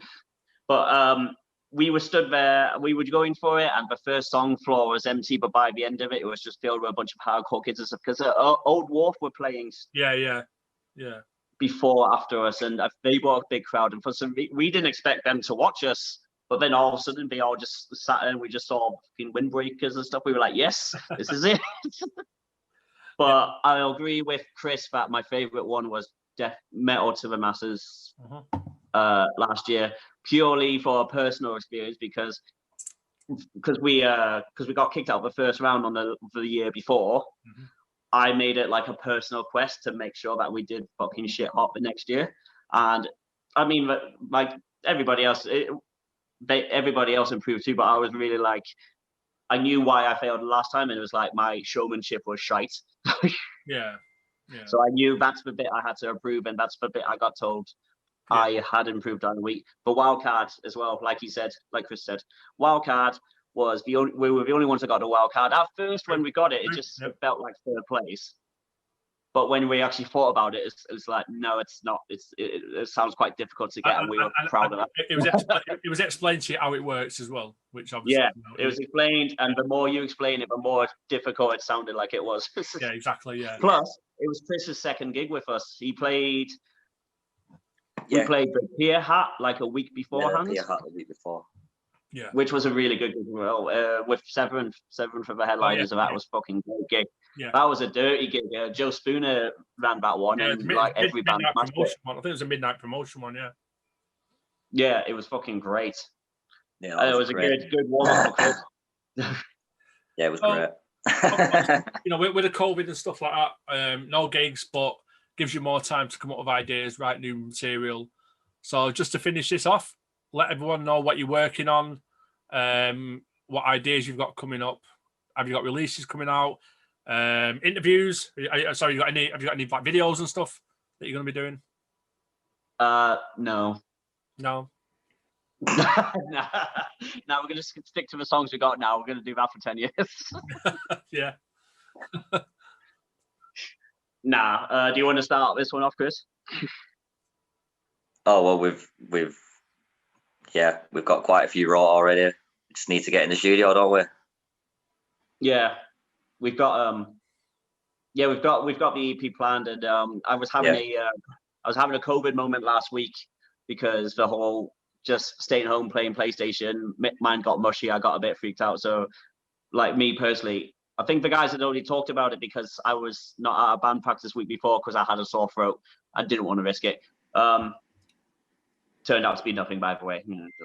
And Calvin's on his vaccine, by the way. Oh yeah, I've had my vaccine too, so you know, I'm immune. I'm the super race now. You are.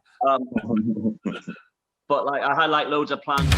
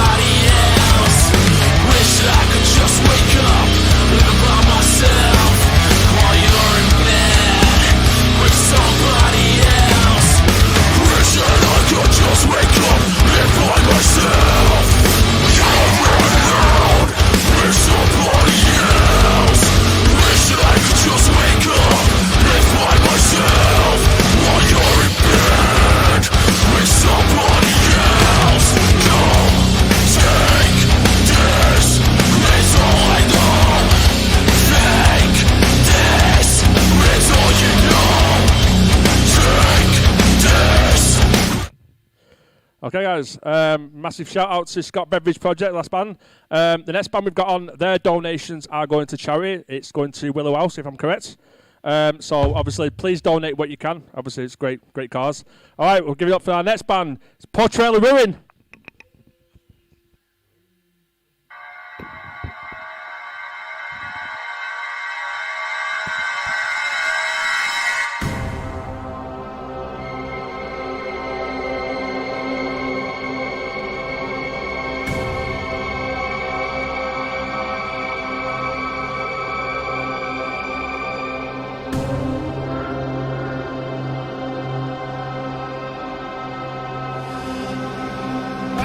Interwebs, are we fucking ready? Spirited.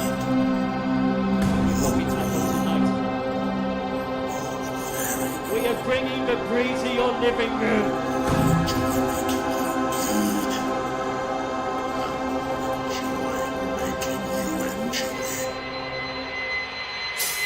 Fucking go.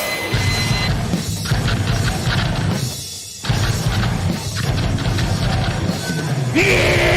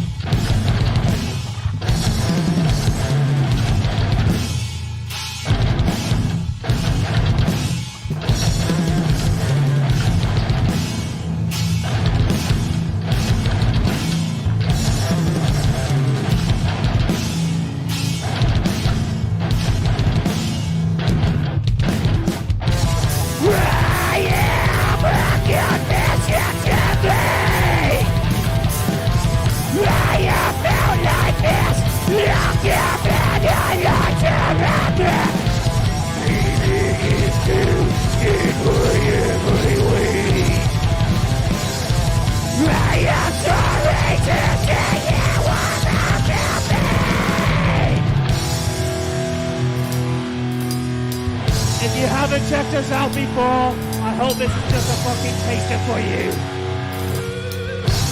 Stick with us. I will keep this locked inside. I will be a burden to you.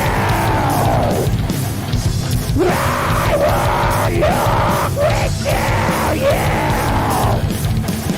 I wanna scare you away.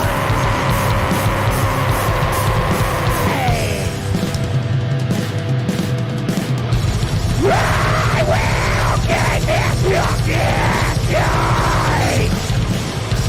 I will be a burden to you. I will look with you. I wanna scare you away. I will be a burden to you. I'm gonna scare you away.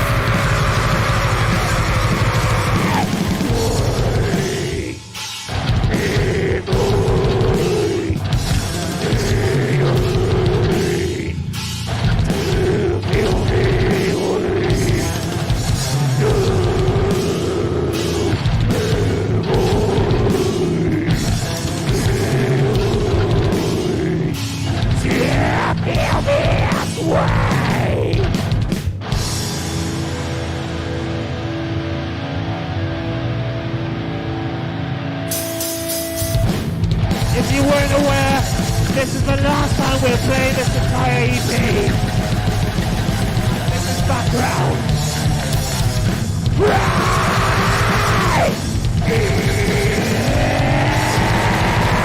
What you want, you do me.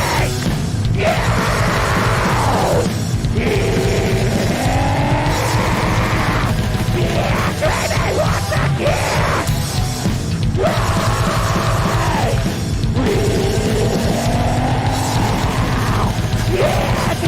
Right here.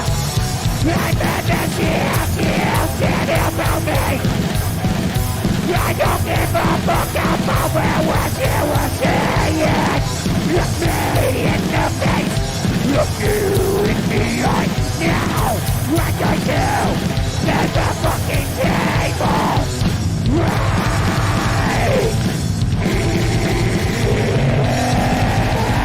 What you have to tell me.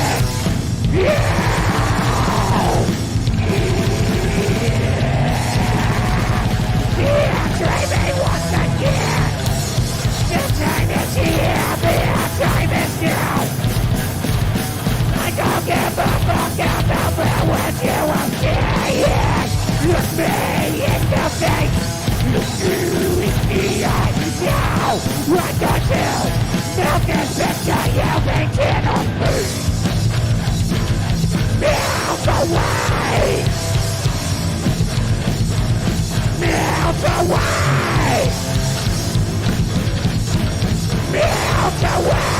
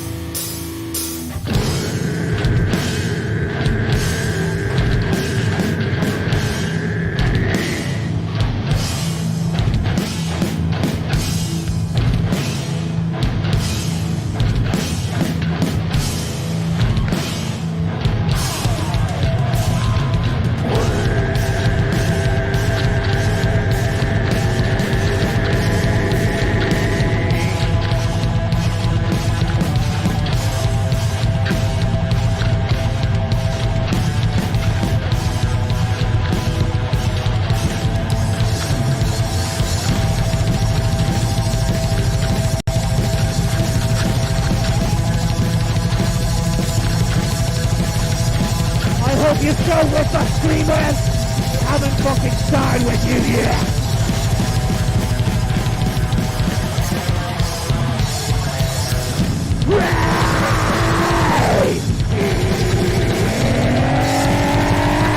What you will give me?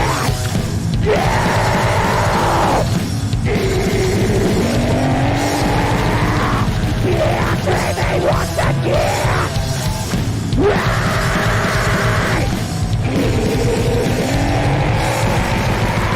What you will give me?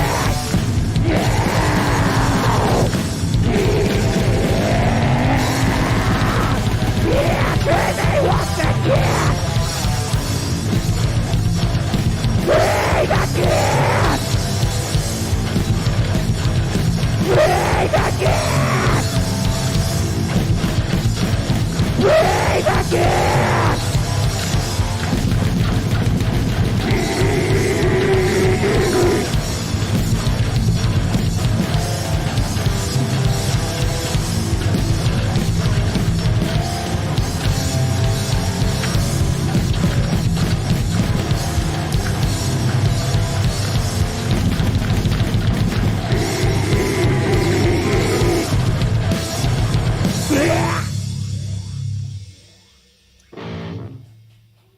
Thank you, streamers.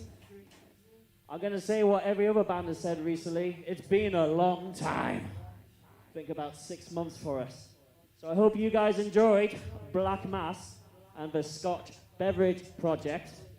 But tonight, right now, we are going to bring the brie to you.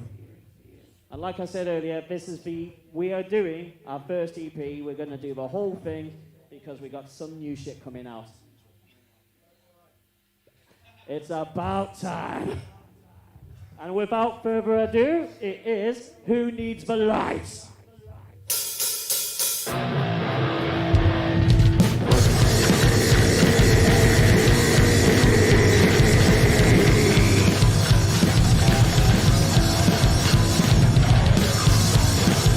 Get off your fucking couch and fucking fuck with us!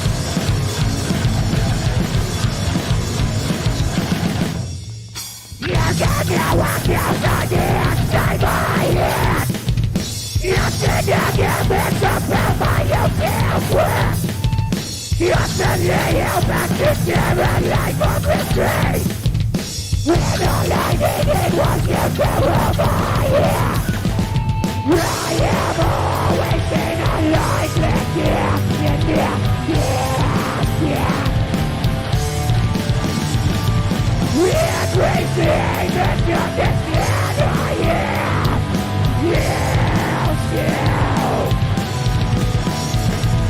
When all I needed was trouble life. Going to gain, never finding the way you'll come. It's in your mind, what I needed. Walk out with me!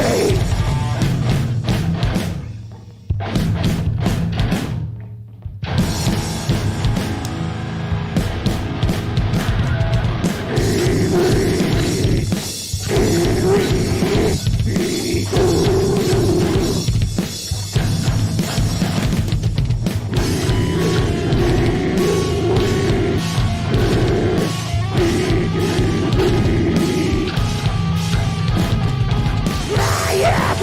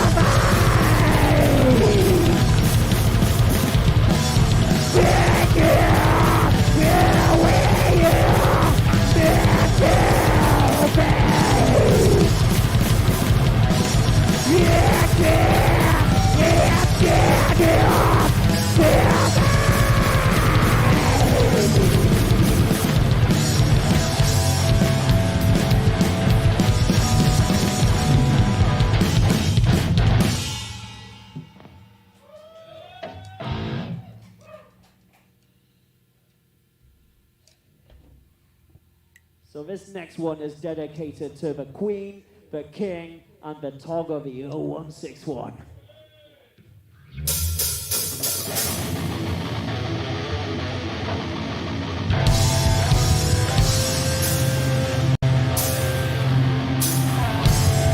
Where the fuck are you? Giving me what to do?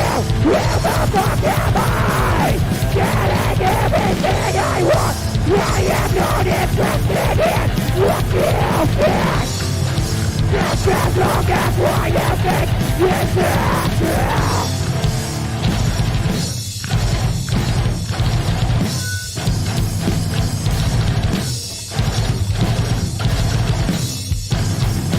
I am here, looking just to live my sinister.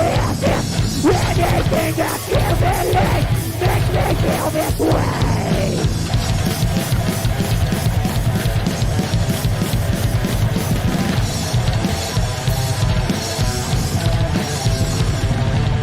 I don't trust anyone the way I used to.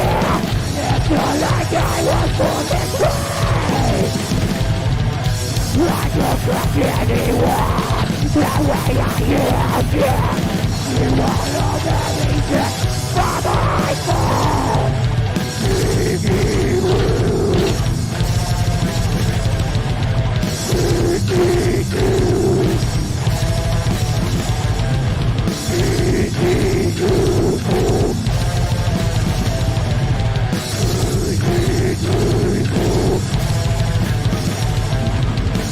I fucking hate you cause I ain't mine.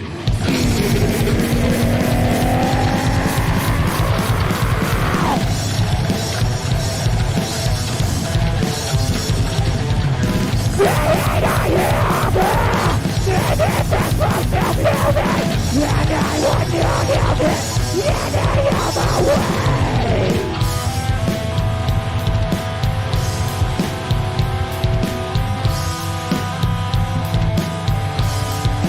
Right guys, if you're sat next to someone, look at them lovingly. Because when this shit kicks in, I want you to knock them across the living room. If you're by yourself, find something to knock over, just not the TV. We need to keep hold of you for another 10 minutes. So when this kicks in, you guys kick in. I don't care if we can't see you. Are you fucking ready, streamers?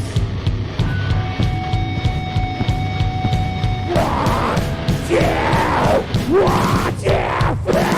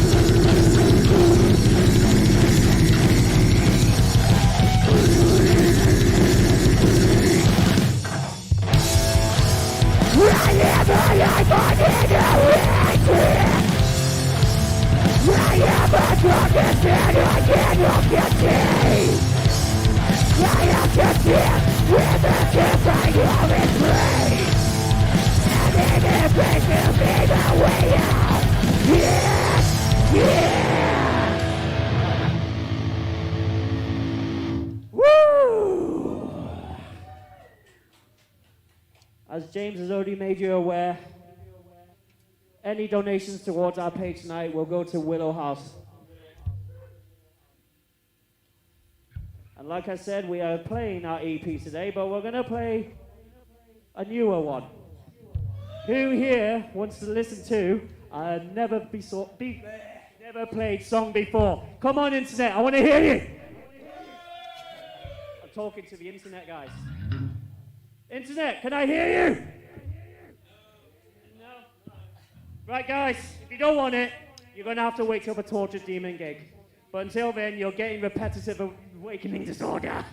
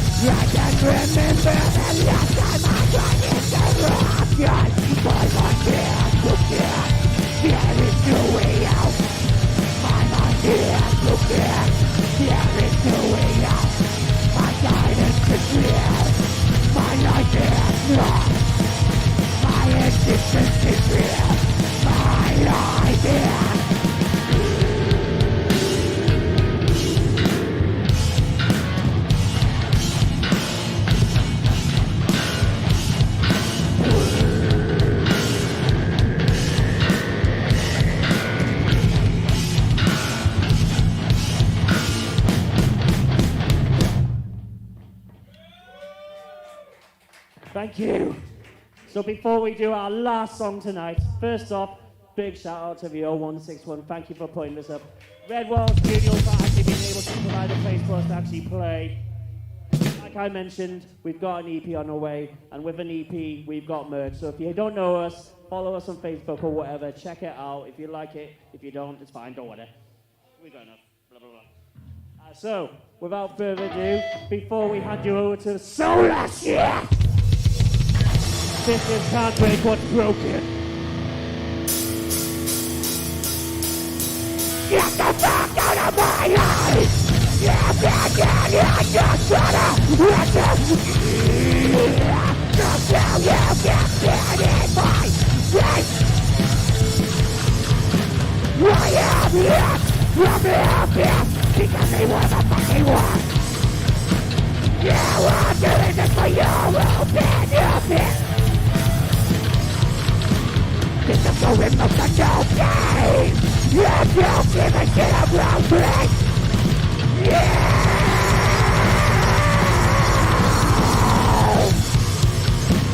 Stop listening and you give a shit about me.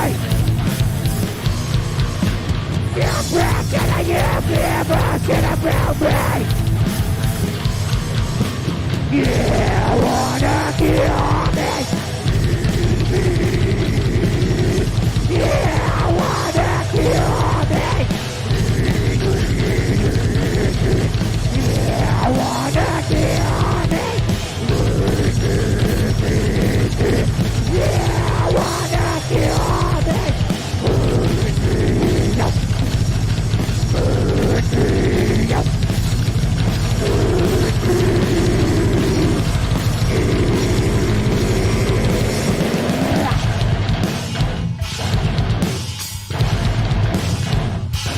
If you're still with us, you better still be fucking partying with us!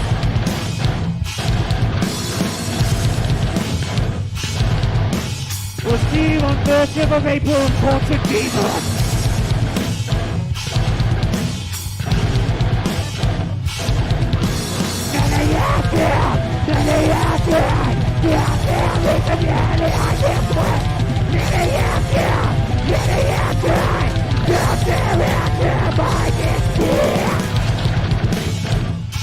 Yeah, that's how you graduate!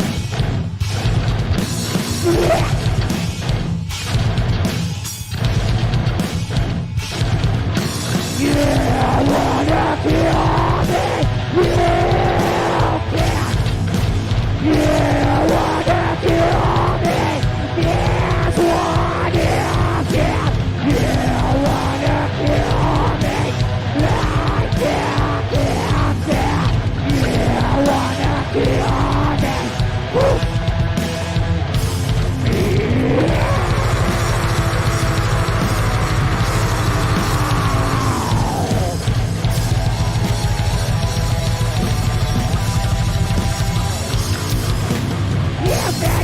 I just like you, let's do it!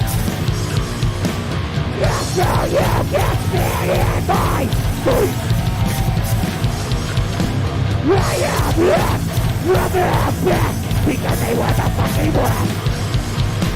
Stop listening, you give a shit about me! Everyone at home, thank you! On the outside, yes, I run your neck, yes,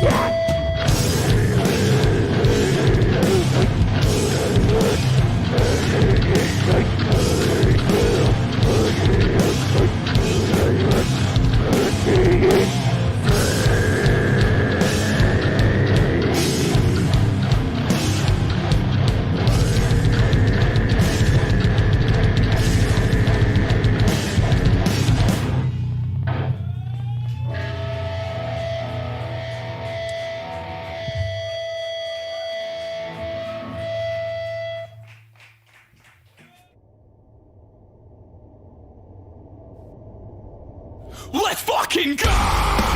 We're going live! Catch me if you can, I'm on the next flight! This time, we're on five! We keep it six for a minute and I'm ready to go hang live! Give me no sleep, sick and tripping up a penny trying to innovate high! We've got to break free!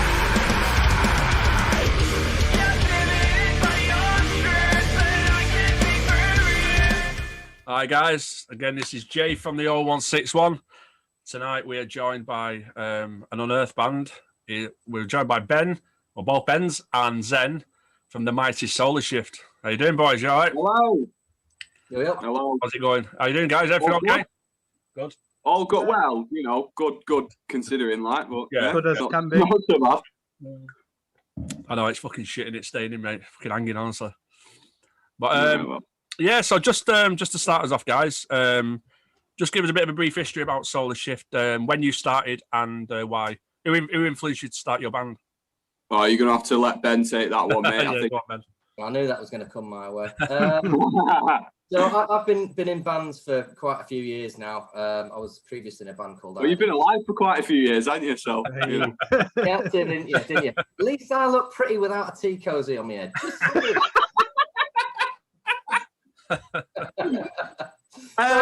Before I was rudely interrupted. So yeah, I've been doing it for a few years, and then I bumped into Zen with his cousin Eddie, and we did a bit of a sort of a punk outfit called WLD a few years back, and that didn't work out for me. It wasn't really my cup of tea, so yeah. I left that with a view to trying to set up something more in line with what I fancied doing. Anyways, WLD folded and that, and I put an advert out on joinmyband.com, and Dean responded to it, our drummer. So I had a chat with Zen and Eddie, and they both agreed to come down for a bit of a jam. So we all met up, and we all really got on. Eddie decided not to continue with it, but we did, fortunately. Remember, me and Zen walked out giving it sort of like, God, I hope he comes back again. He's spot on for what we want, but yeah. Sort of walked away and said the same thing about us, apparently. So yeah, one thing led to another, and then a few singers down the line, here we are with Benji. Yeah, yeah. First time he ever stepped on stage, I believe. It's very true. It's very true. I've got a video. I'd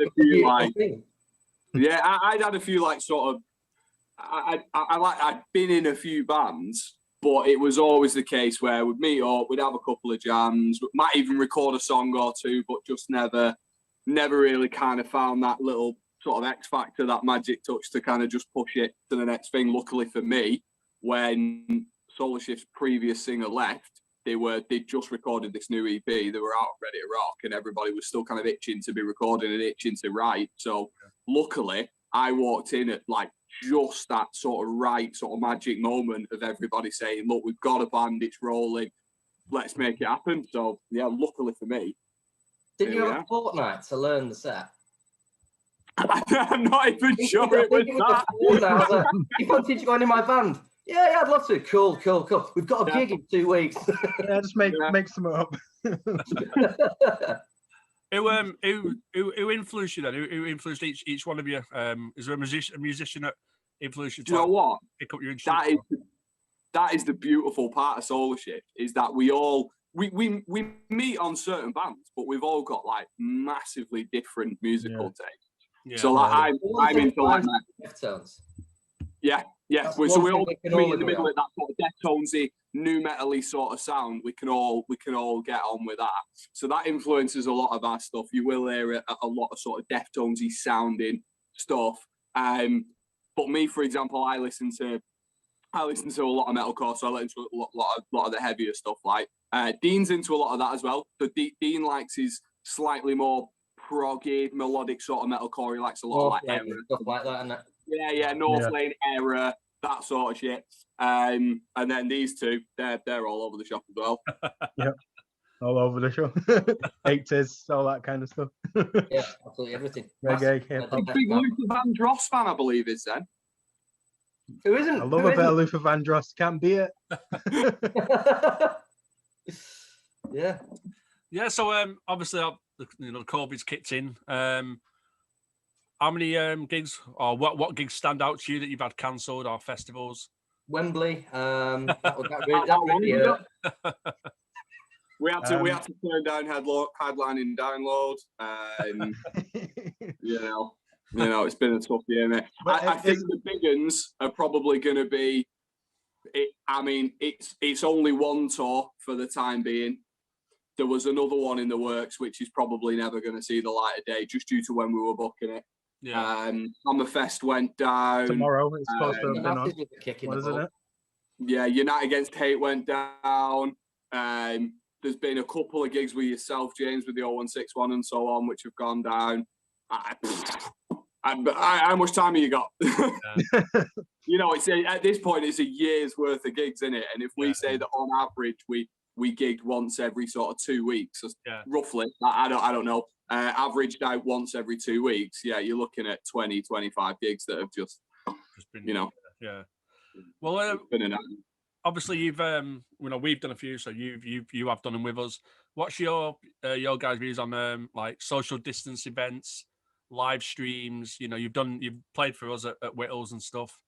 For a long time, I think we were all fighting them, thinking we don't really want to get involved. We'd rather wait until we can come back with a bang, sort of thing. Yeah. But to be honest, at this point, and I'm sure you and everyone else feels the same, you just take what you can get at the minute, don't you? You know, if we were going to play a gig to a room of one person, we'd do it. We've done that before, I believe, anyway. Before there were at least 2 people there. It's just like Ben said, it's take what you can get. And obviously, it's not the same as all being able to run around in a pit or whatever. But, I know it's true. I mean, obviously we've asked quite a few bands.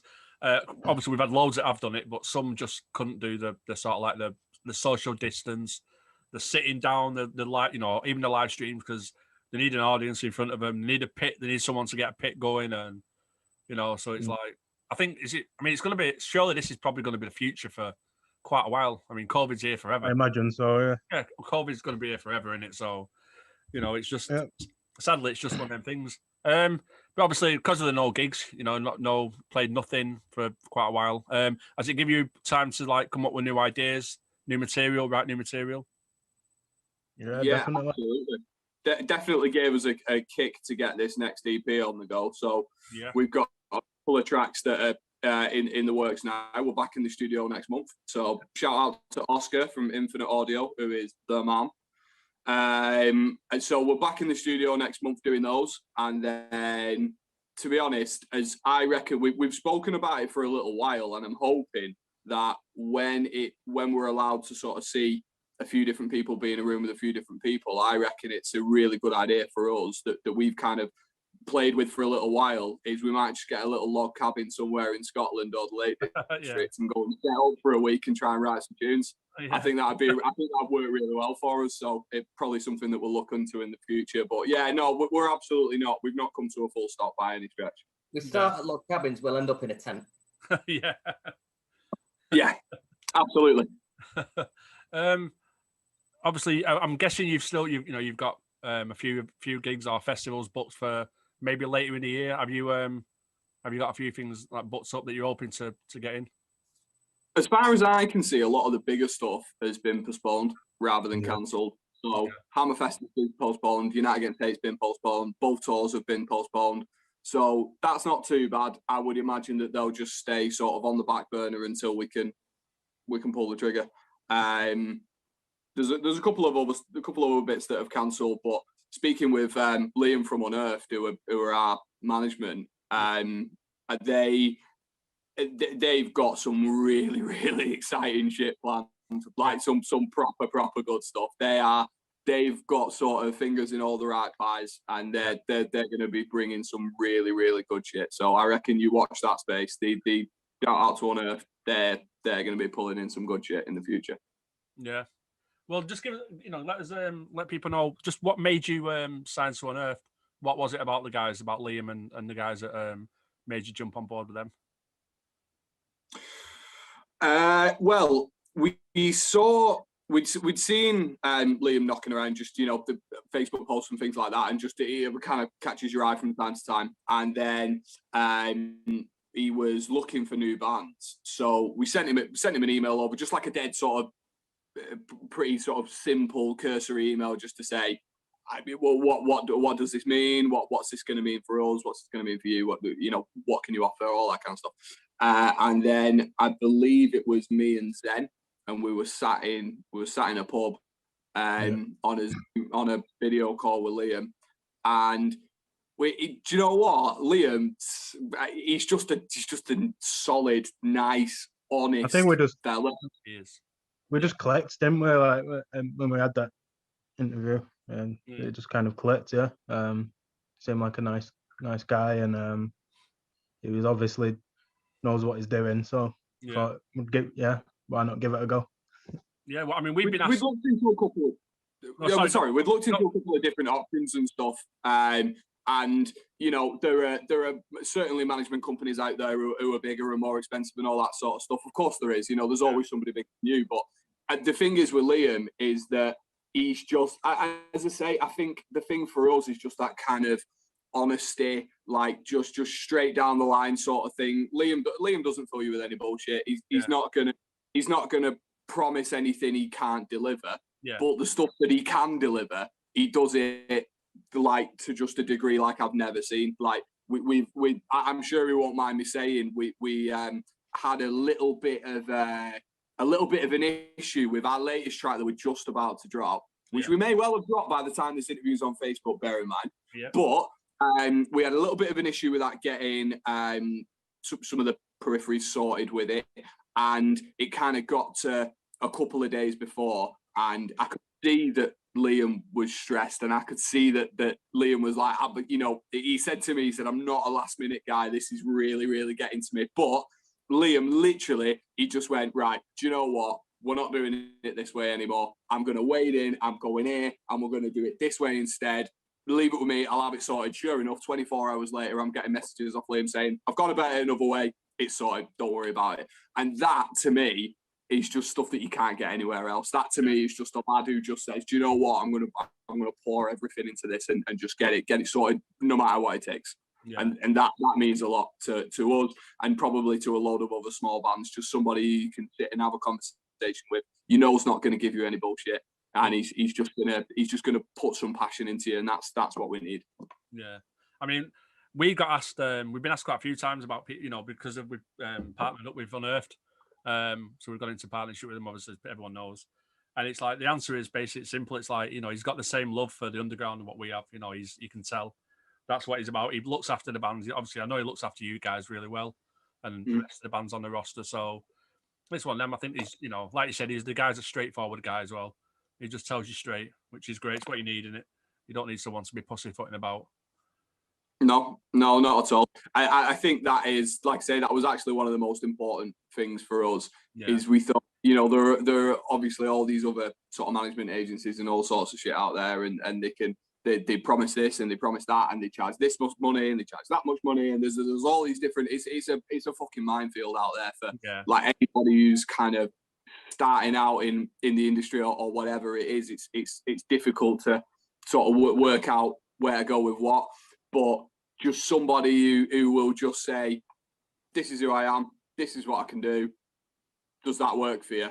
Like, that to me is just, and I know that for like people like Ben and Zen, who just, the conversations that we have, like, it's just who we are as people, it's who we are as a band. We just haven't got time for your shit.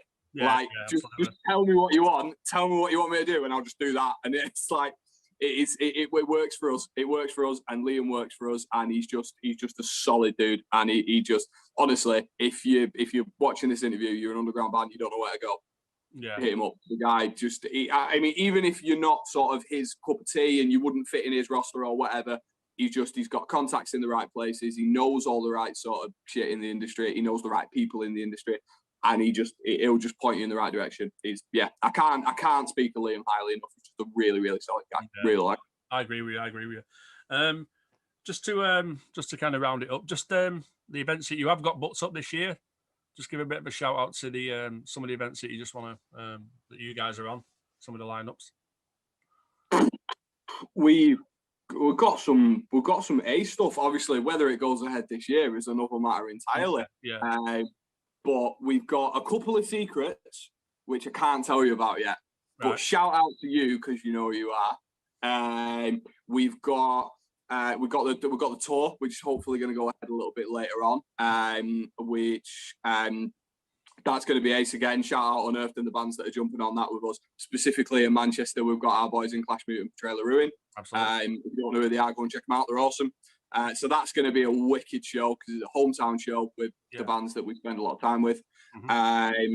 There's with any luck, Hammerfest, which is now actually going to be next year, but early part of next year. So that's going to be a wicked lineup.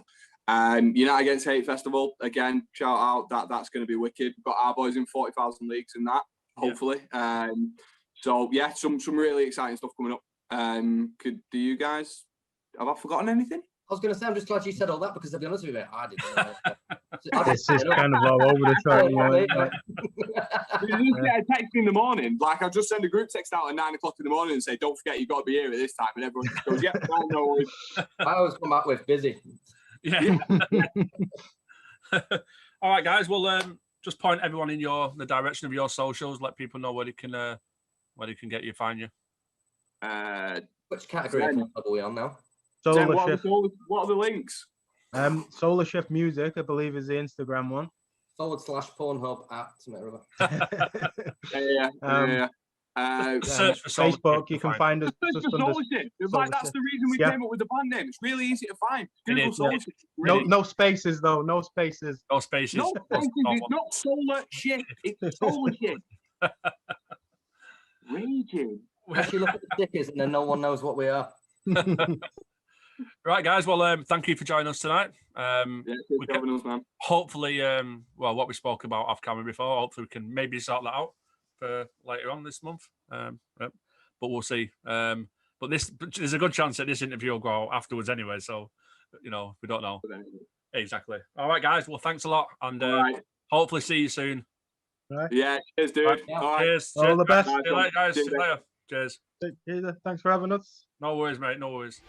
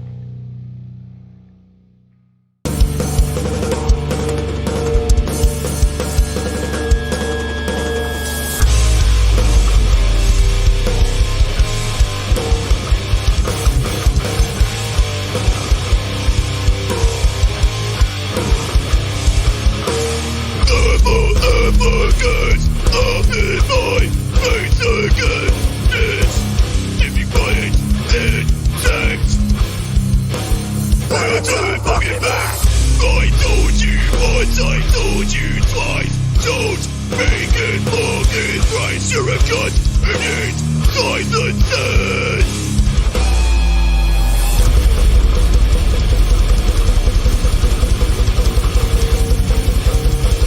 Silence! Causes silence! Spit it out! Put your face up! Going down! To get it back up! Spit it out! Put your face up! Going down! To get it back up! Sound your fucking voice!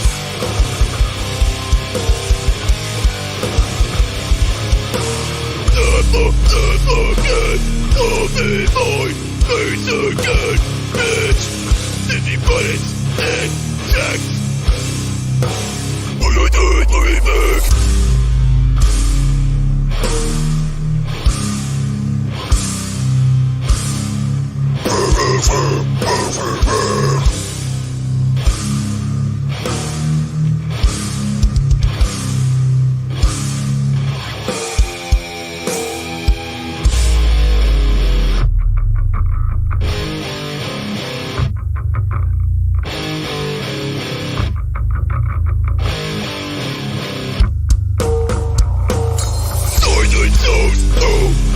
Silencing to make this eternal school. Those who think they're top of the pack, those who break up. Hi guys, welcome back. I just want to give a shout out to Black Mass, Scott Beveridge Project and Portrayal of Ruin. Don't forget, each band have got a donation link. Two shout outs. I want to give a shout out to Liam from Unearth Music. Love you, man. I know you're watching. And another shout out to Nicky Clifford from the Mighty Rock Show on Radio Northwich. Now, as you all know, we've recently set up a GoFundMe for our Tog at the side of me to help him raise a deposit for a flat. Obviously, his local council can't help him, so really, really happy with what everyone's donated. It's been really kind. This is going to stay on there, so please donate what you can. Drew does want to say a few words, so I'm going to hand you over to Drew. Hi guys, I just want to really don't know what to say. I have nothing prepared. I just want to say thank you very much. The community, the 016 community, the Manchester music scene is unbelievable. You haven't just stepped up and helped me. Time and time again, people have needed help. You guys, you always step up. You do what's needed, and the family and the love, it's just overwhelming. Keep it up, guys. Look out for each other. We all need somebody at some point. So just look out for your friends, and if you haven't seen someone for a while, just get in touch, make sure they're okay, and keep on rocking, guys. Thank you very much. Cheers, Drew. Okay, guys, we're going up for our red liner tonight. It's the mighty Solarshift.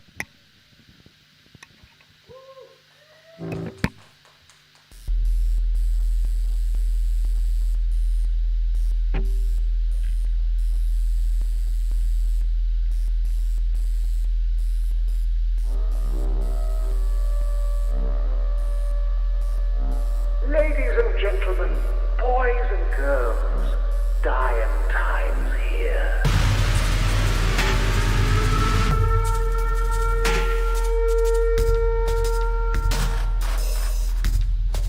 We have much fight to show you. Welcome to the party, motherfucker!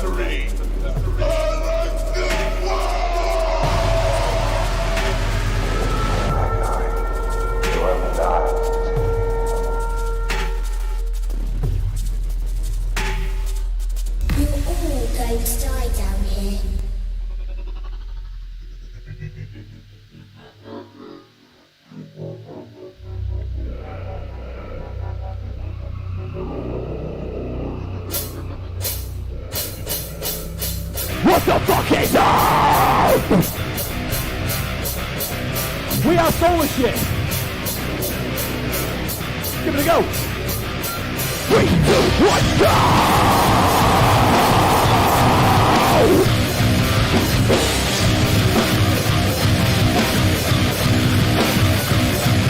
Get up, get up!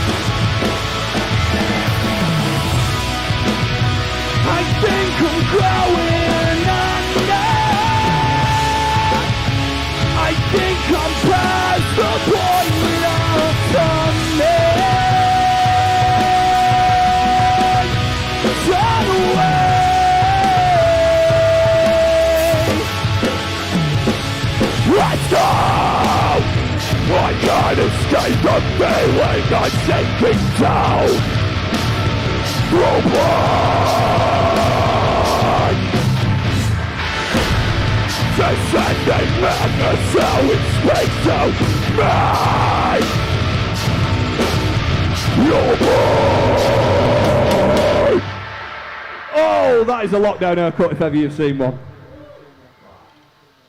Ladies and gentlemen, we are Solarshift. I'm going to aim to do as little talking as possible because it's very, very difficult when there's no crowd to bounce off. But we're going to give it a go anyway. Right, moving on. Our second song of the set, if you've ever seen Solarshift before, may surprise you a little bit. But we're keeping up the energy. Everybody at home, get up off the couch. Clear the shit out of your way and fuck it up at home. Go. The song's called Lights Out.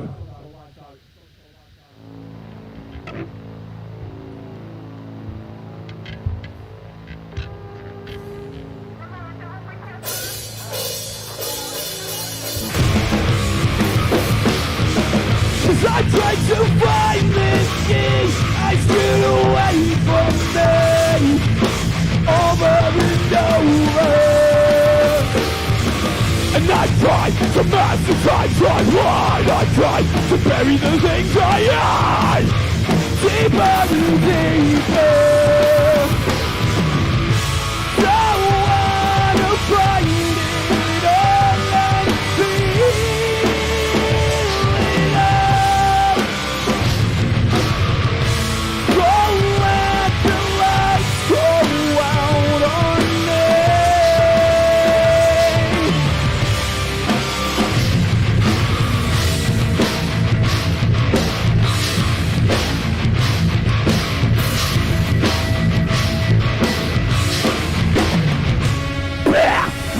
I've been talking to God, but with eyes wide open.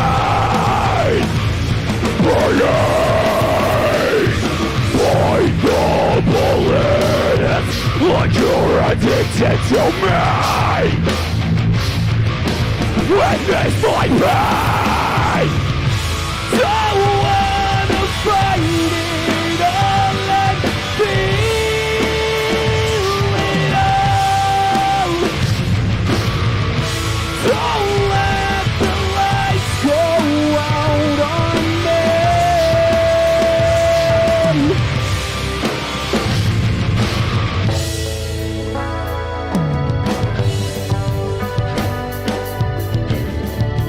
I know I can't hear you singing along, but I want to feel you. Sing it with me.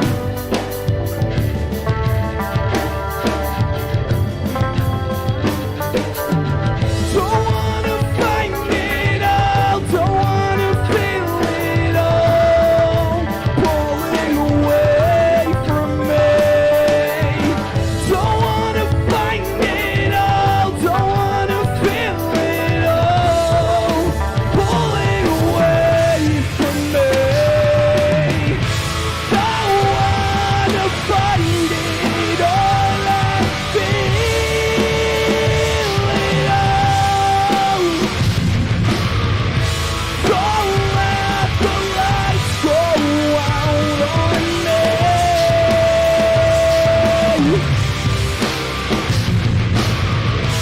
Don't wanna find it all and feel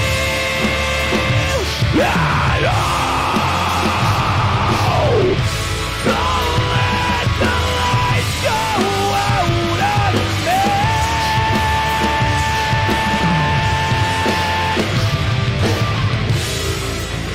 Everybody, you know what's coming. I wanna feel you bouncing. 3, 2, 1, lights out.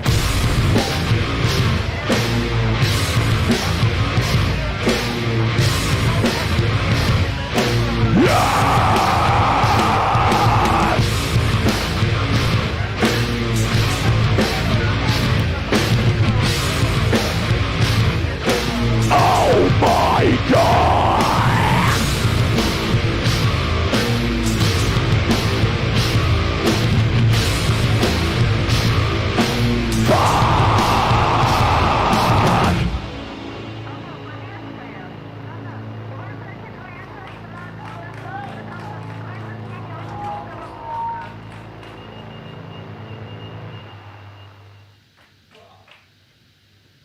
Do you know what? Everybody said to me that it was going to be really difficult to do a live stream. You've got no audience there. It's going to be really difficult to bounce in front of anyone. Believe it or not, this is not the first time Solarshift been played in front of nobody. Yeah, there was one laugh. There was one. Excellent. Right, okay, so if you watched the last live stream last month, you're going to know this song very, very well, aren't you, James? You're going to know this song pretty well because you heard it about 60 times last time. Anyway, it's still a banker. Now, I might even do a little competition on this one. If you've got someone sat there with you, even if you're on your own, I don't mind. You know, I'm on Tuesday. If you've got someone there with you, sat on your own, whatever, you've got nothing better to do with your Saturday night, turn this one up. Get yourself something that's got a camera. And I want to see clips on Facebook. I want to see people circling around. I want to see you kicking your coffee table over. I want to see you smacking your nan down the stairs. I want to see all sorts of crazy shit. And the best one on Facebook, you can have a free hoodie. Guaranteed. I will personally drop it off at your house. But I want to see some fucking mad shit going down. All right? I believe in you. This next song is called Truth.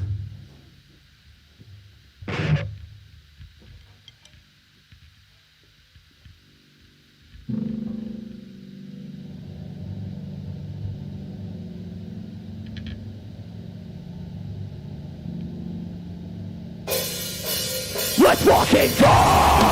We're going live! Catch me if you can, I'm on the next one! It's time!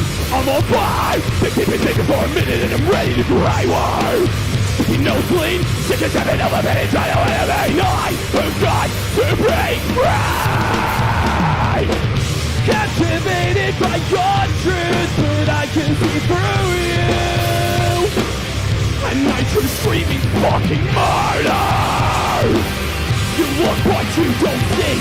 I who got to break free. Back off of me. Could you pick it back off of me? Could you pick it back off of me? Could you pick it back up? Pick it up. No more. I'm Satan. No more. I fucking paid it. Captivated by your truth, but I can see through you.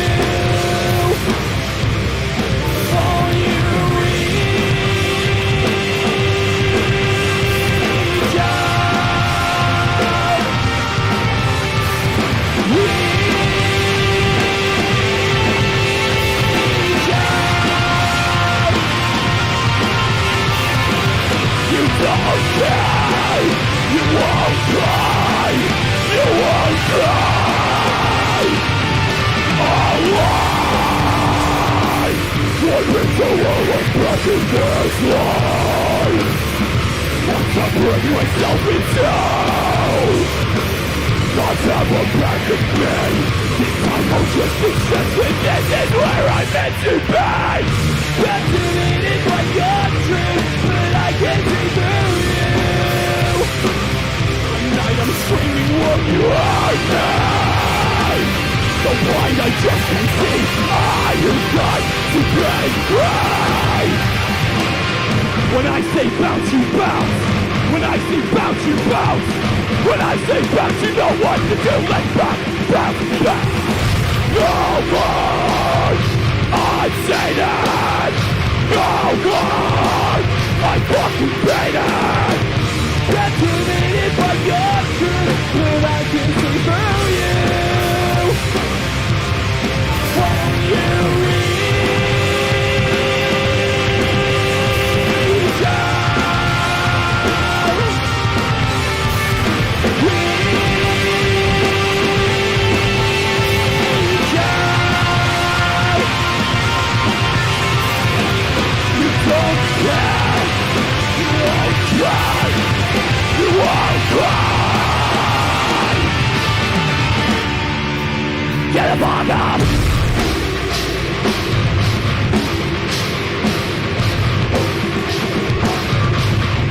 Get the fuck up.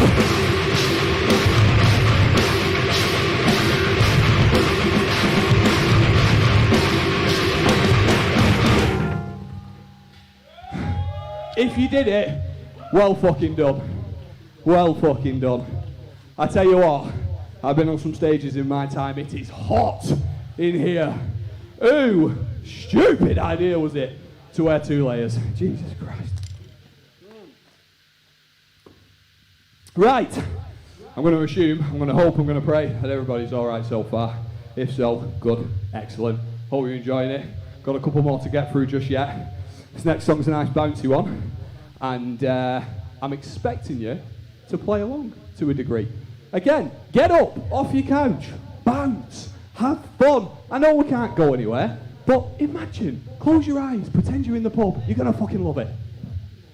This next song is called Breathe, which I'm doing very heavily right now.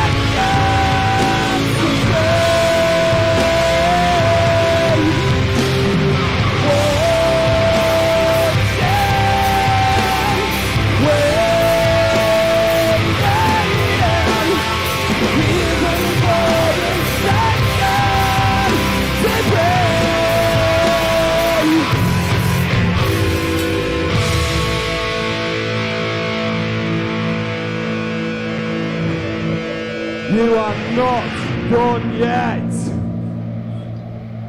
Do not sit down. Do not pass go. Do not collect £200.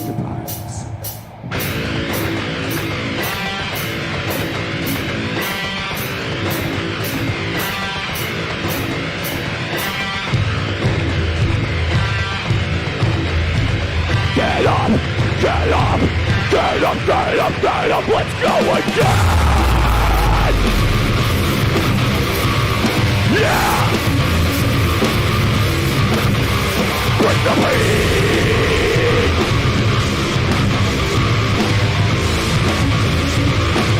Keep it up, motherfucker, I'll cut you off!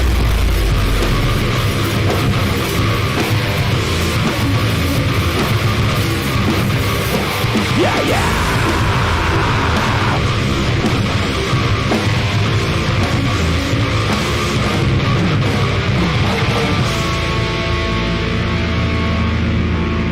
Now you can sit down.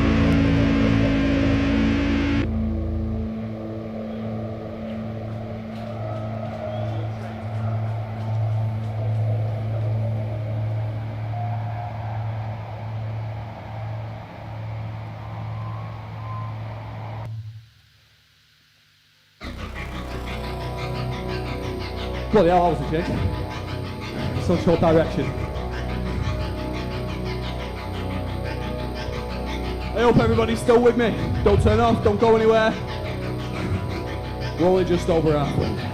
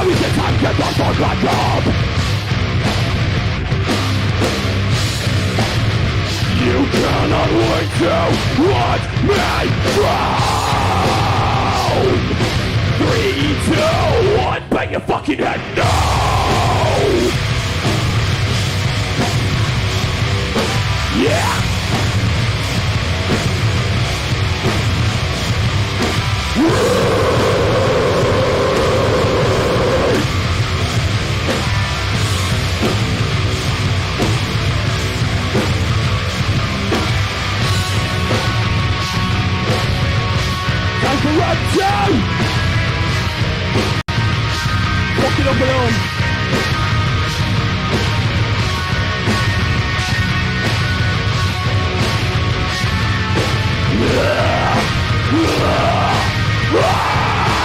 Let's fucking go!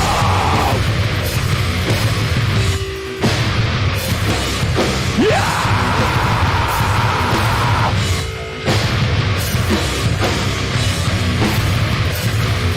Walking back direction!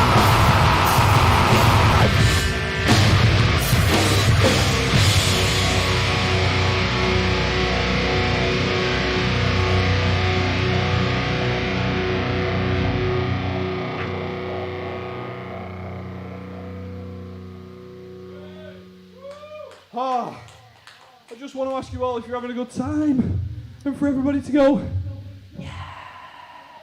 We love you. When are you playing Wembley? I'm going to be there. that's all I want. That's all I want. James, Jane, sort me out. Are you having a good time? You'll do. You'll do. Actually, that was brilliant. Okay, that's all right, that. Love that. Hey, don't worry, just excuse my band discussing which track we're doing next.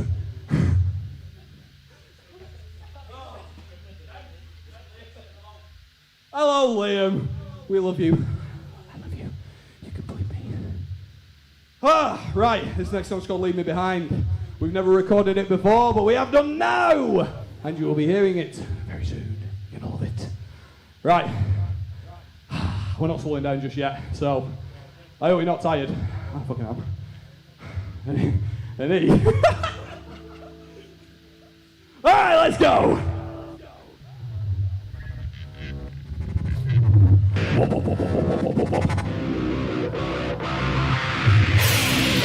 How do you like me now? I'm broken, force-fed lion, I'm choking now. You fucking bastard, I'm hurt. And I push back, you take the throw and I'm knocking out. Let me be, hold your son, and your lion done. Leave me behind.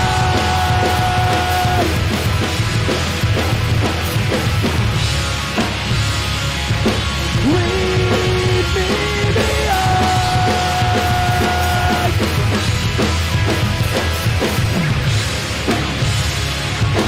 Give me control.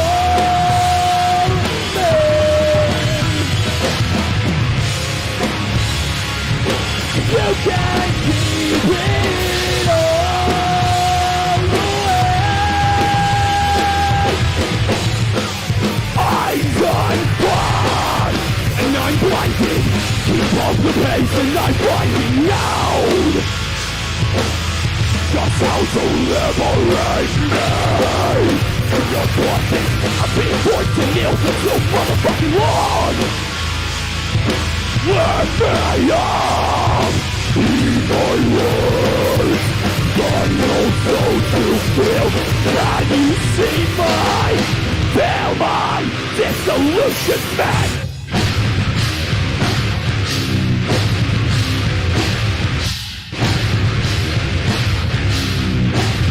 Get up. Cycle, I've been feeling so low. When I am waiting for another testimony in the circumstance surrounded by the lecture that's again into your restoration. Oh, down! You left me outside in the cold again! Turning up the level.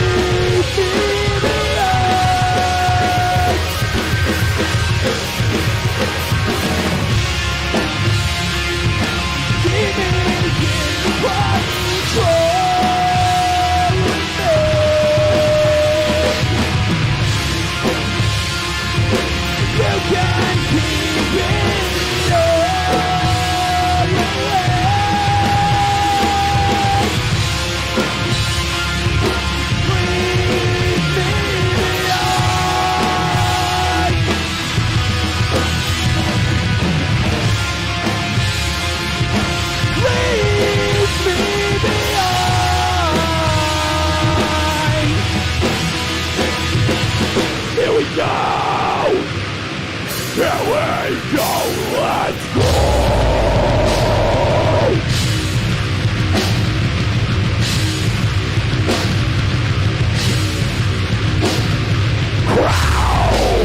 Into an empty grave, when the soul is on your knees.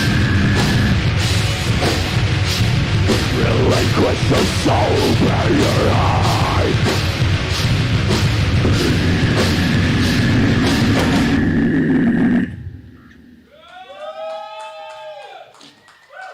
Thank you so much, all to you. I'm joking. You mean the absolute world. If you've tuned in, if you've stayed tuned in, if you're watching right now and you haven't shut off to go anywhere else, you are the reason that every single one of us does this. And we fucking love you from the very bottom of our hearts. Now, we're going to start moving on to our last song, but before we do, any donations that are made to Solarshift tonight through the PayPal, we're going to donate to the Spinal Injuries Association. Something that's pretty close to our hearts as a band. And it would mean the absolute world if you would give whatever you can afford, whatever spare change you've got knocking around. If there's a quid on the coffee table, throw it at me on the way past. I'll catch you. And yeah, it would just mean the world. So if you can, that would be amazing. If you can't, then don't. Fine. Now, this is going to be our last song of the night. And it's a pretty recent one. I hope you're going to enjoy it. This song is called Lifeless. No Life. I'm sorry! Song's called No Life. Let's go.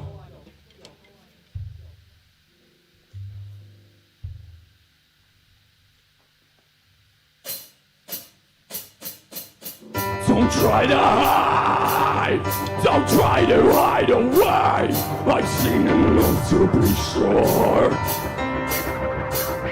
'Cause I've seen the sickness you are, and all the poison you preach. I hit the floor.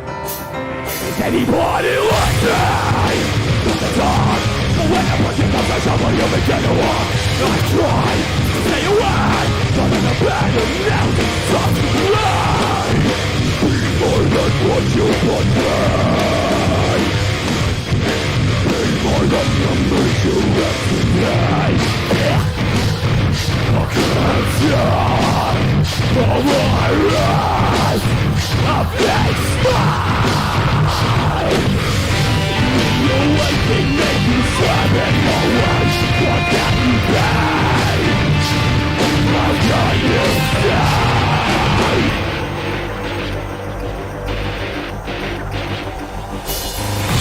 I'm waiting for life, but there's nobody there.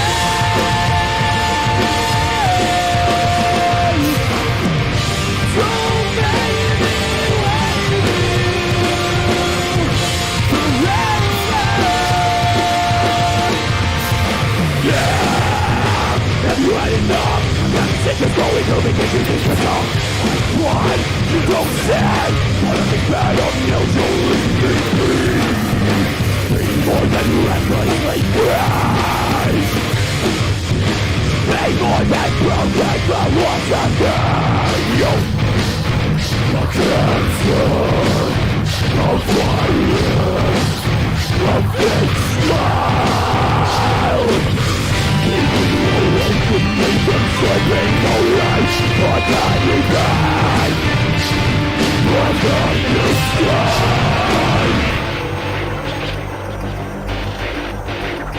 Let's go! I'm waiting for life, but there's nobody there.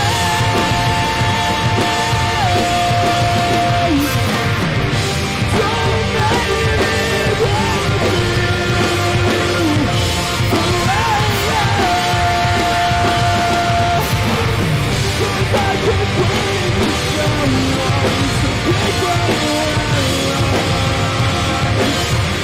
What are you doing?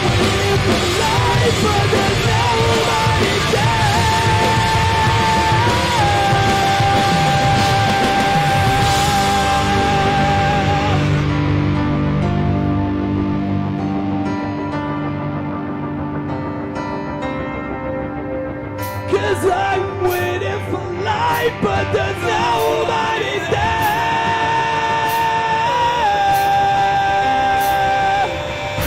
I've tried, you don't see. You fucking no!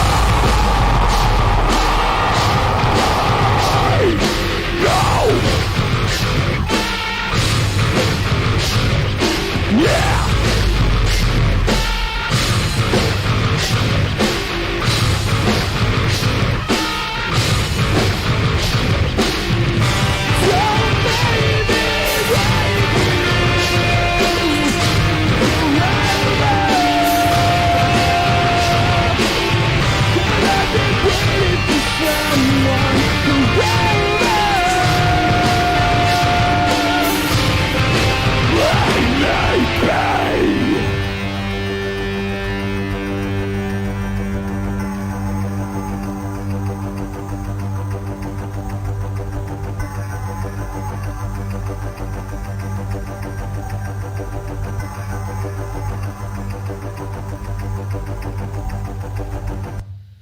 Ladies and gentlemen of the jury, we've been Solarshift. Thank you very, very, very, very, very, very much.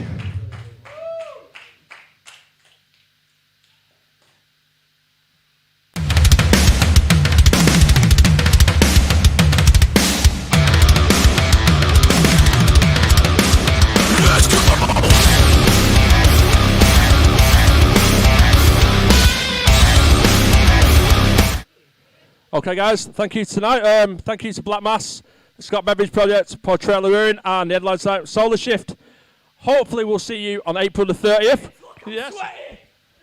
Hopefully, we'll see you on April the 30th for the Tortured Demon album launch in Desperation Grip, which will be at Whittles. Until then, thank you for all the donations that you've given to make all these streams happen. We love you all. Take care, guys.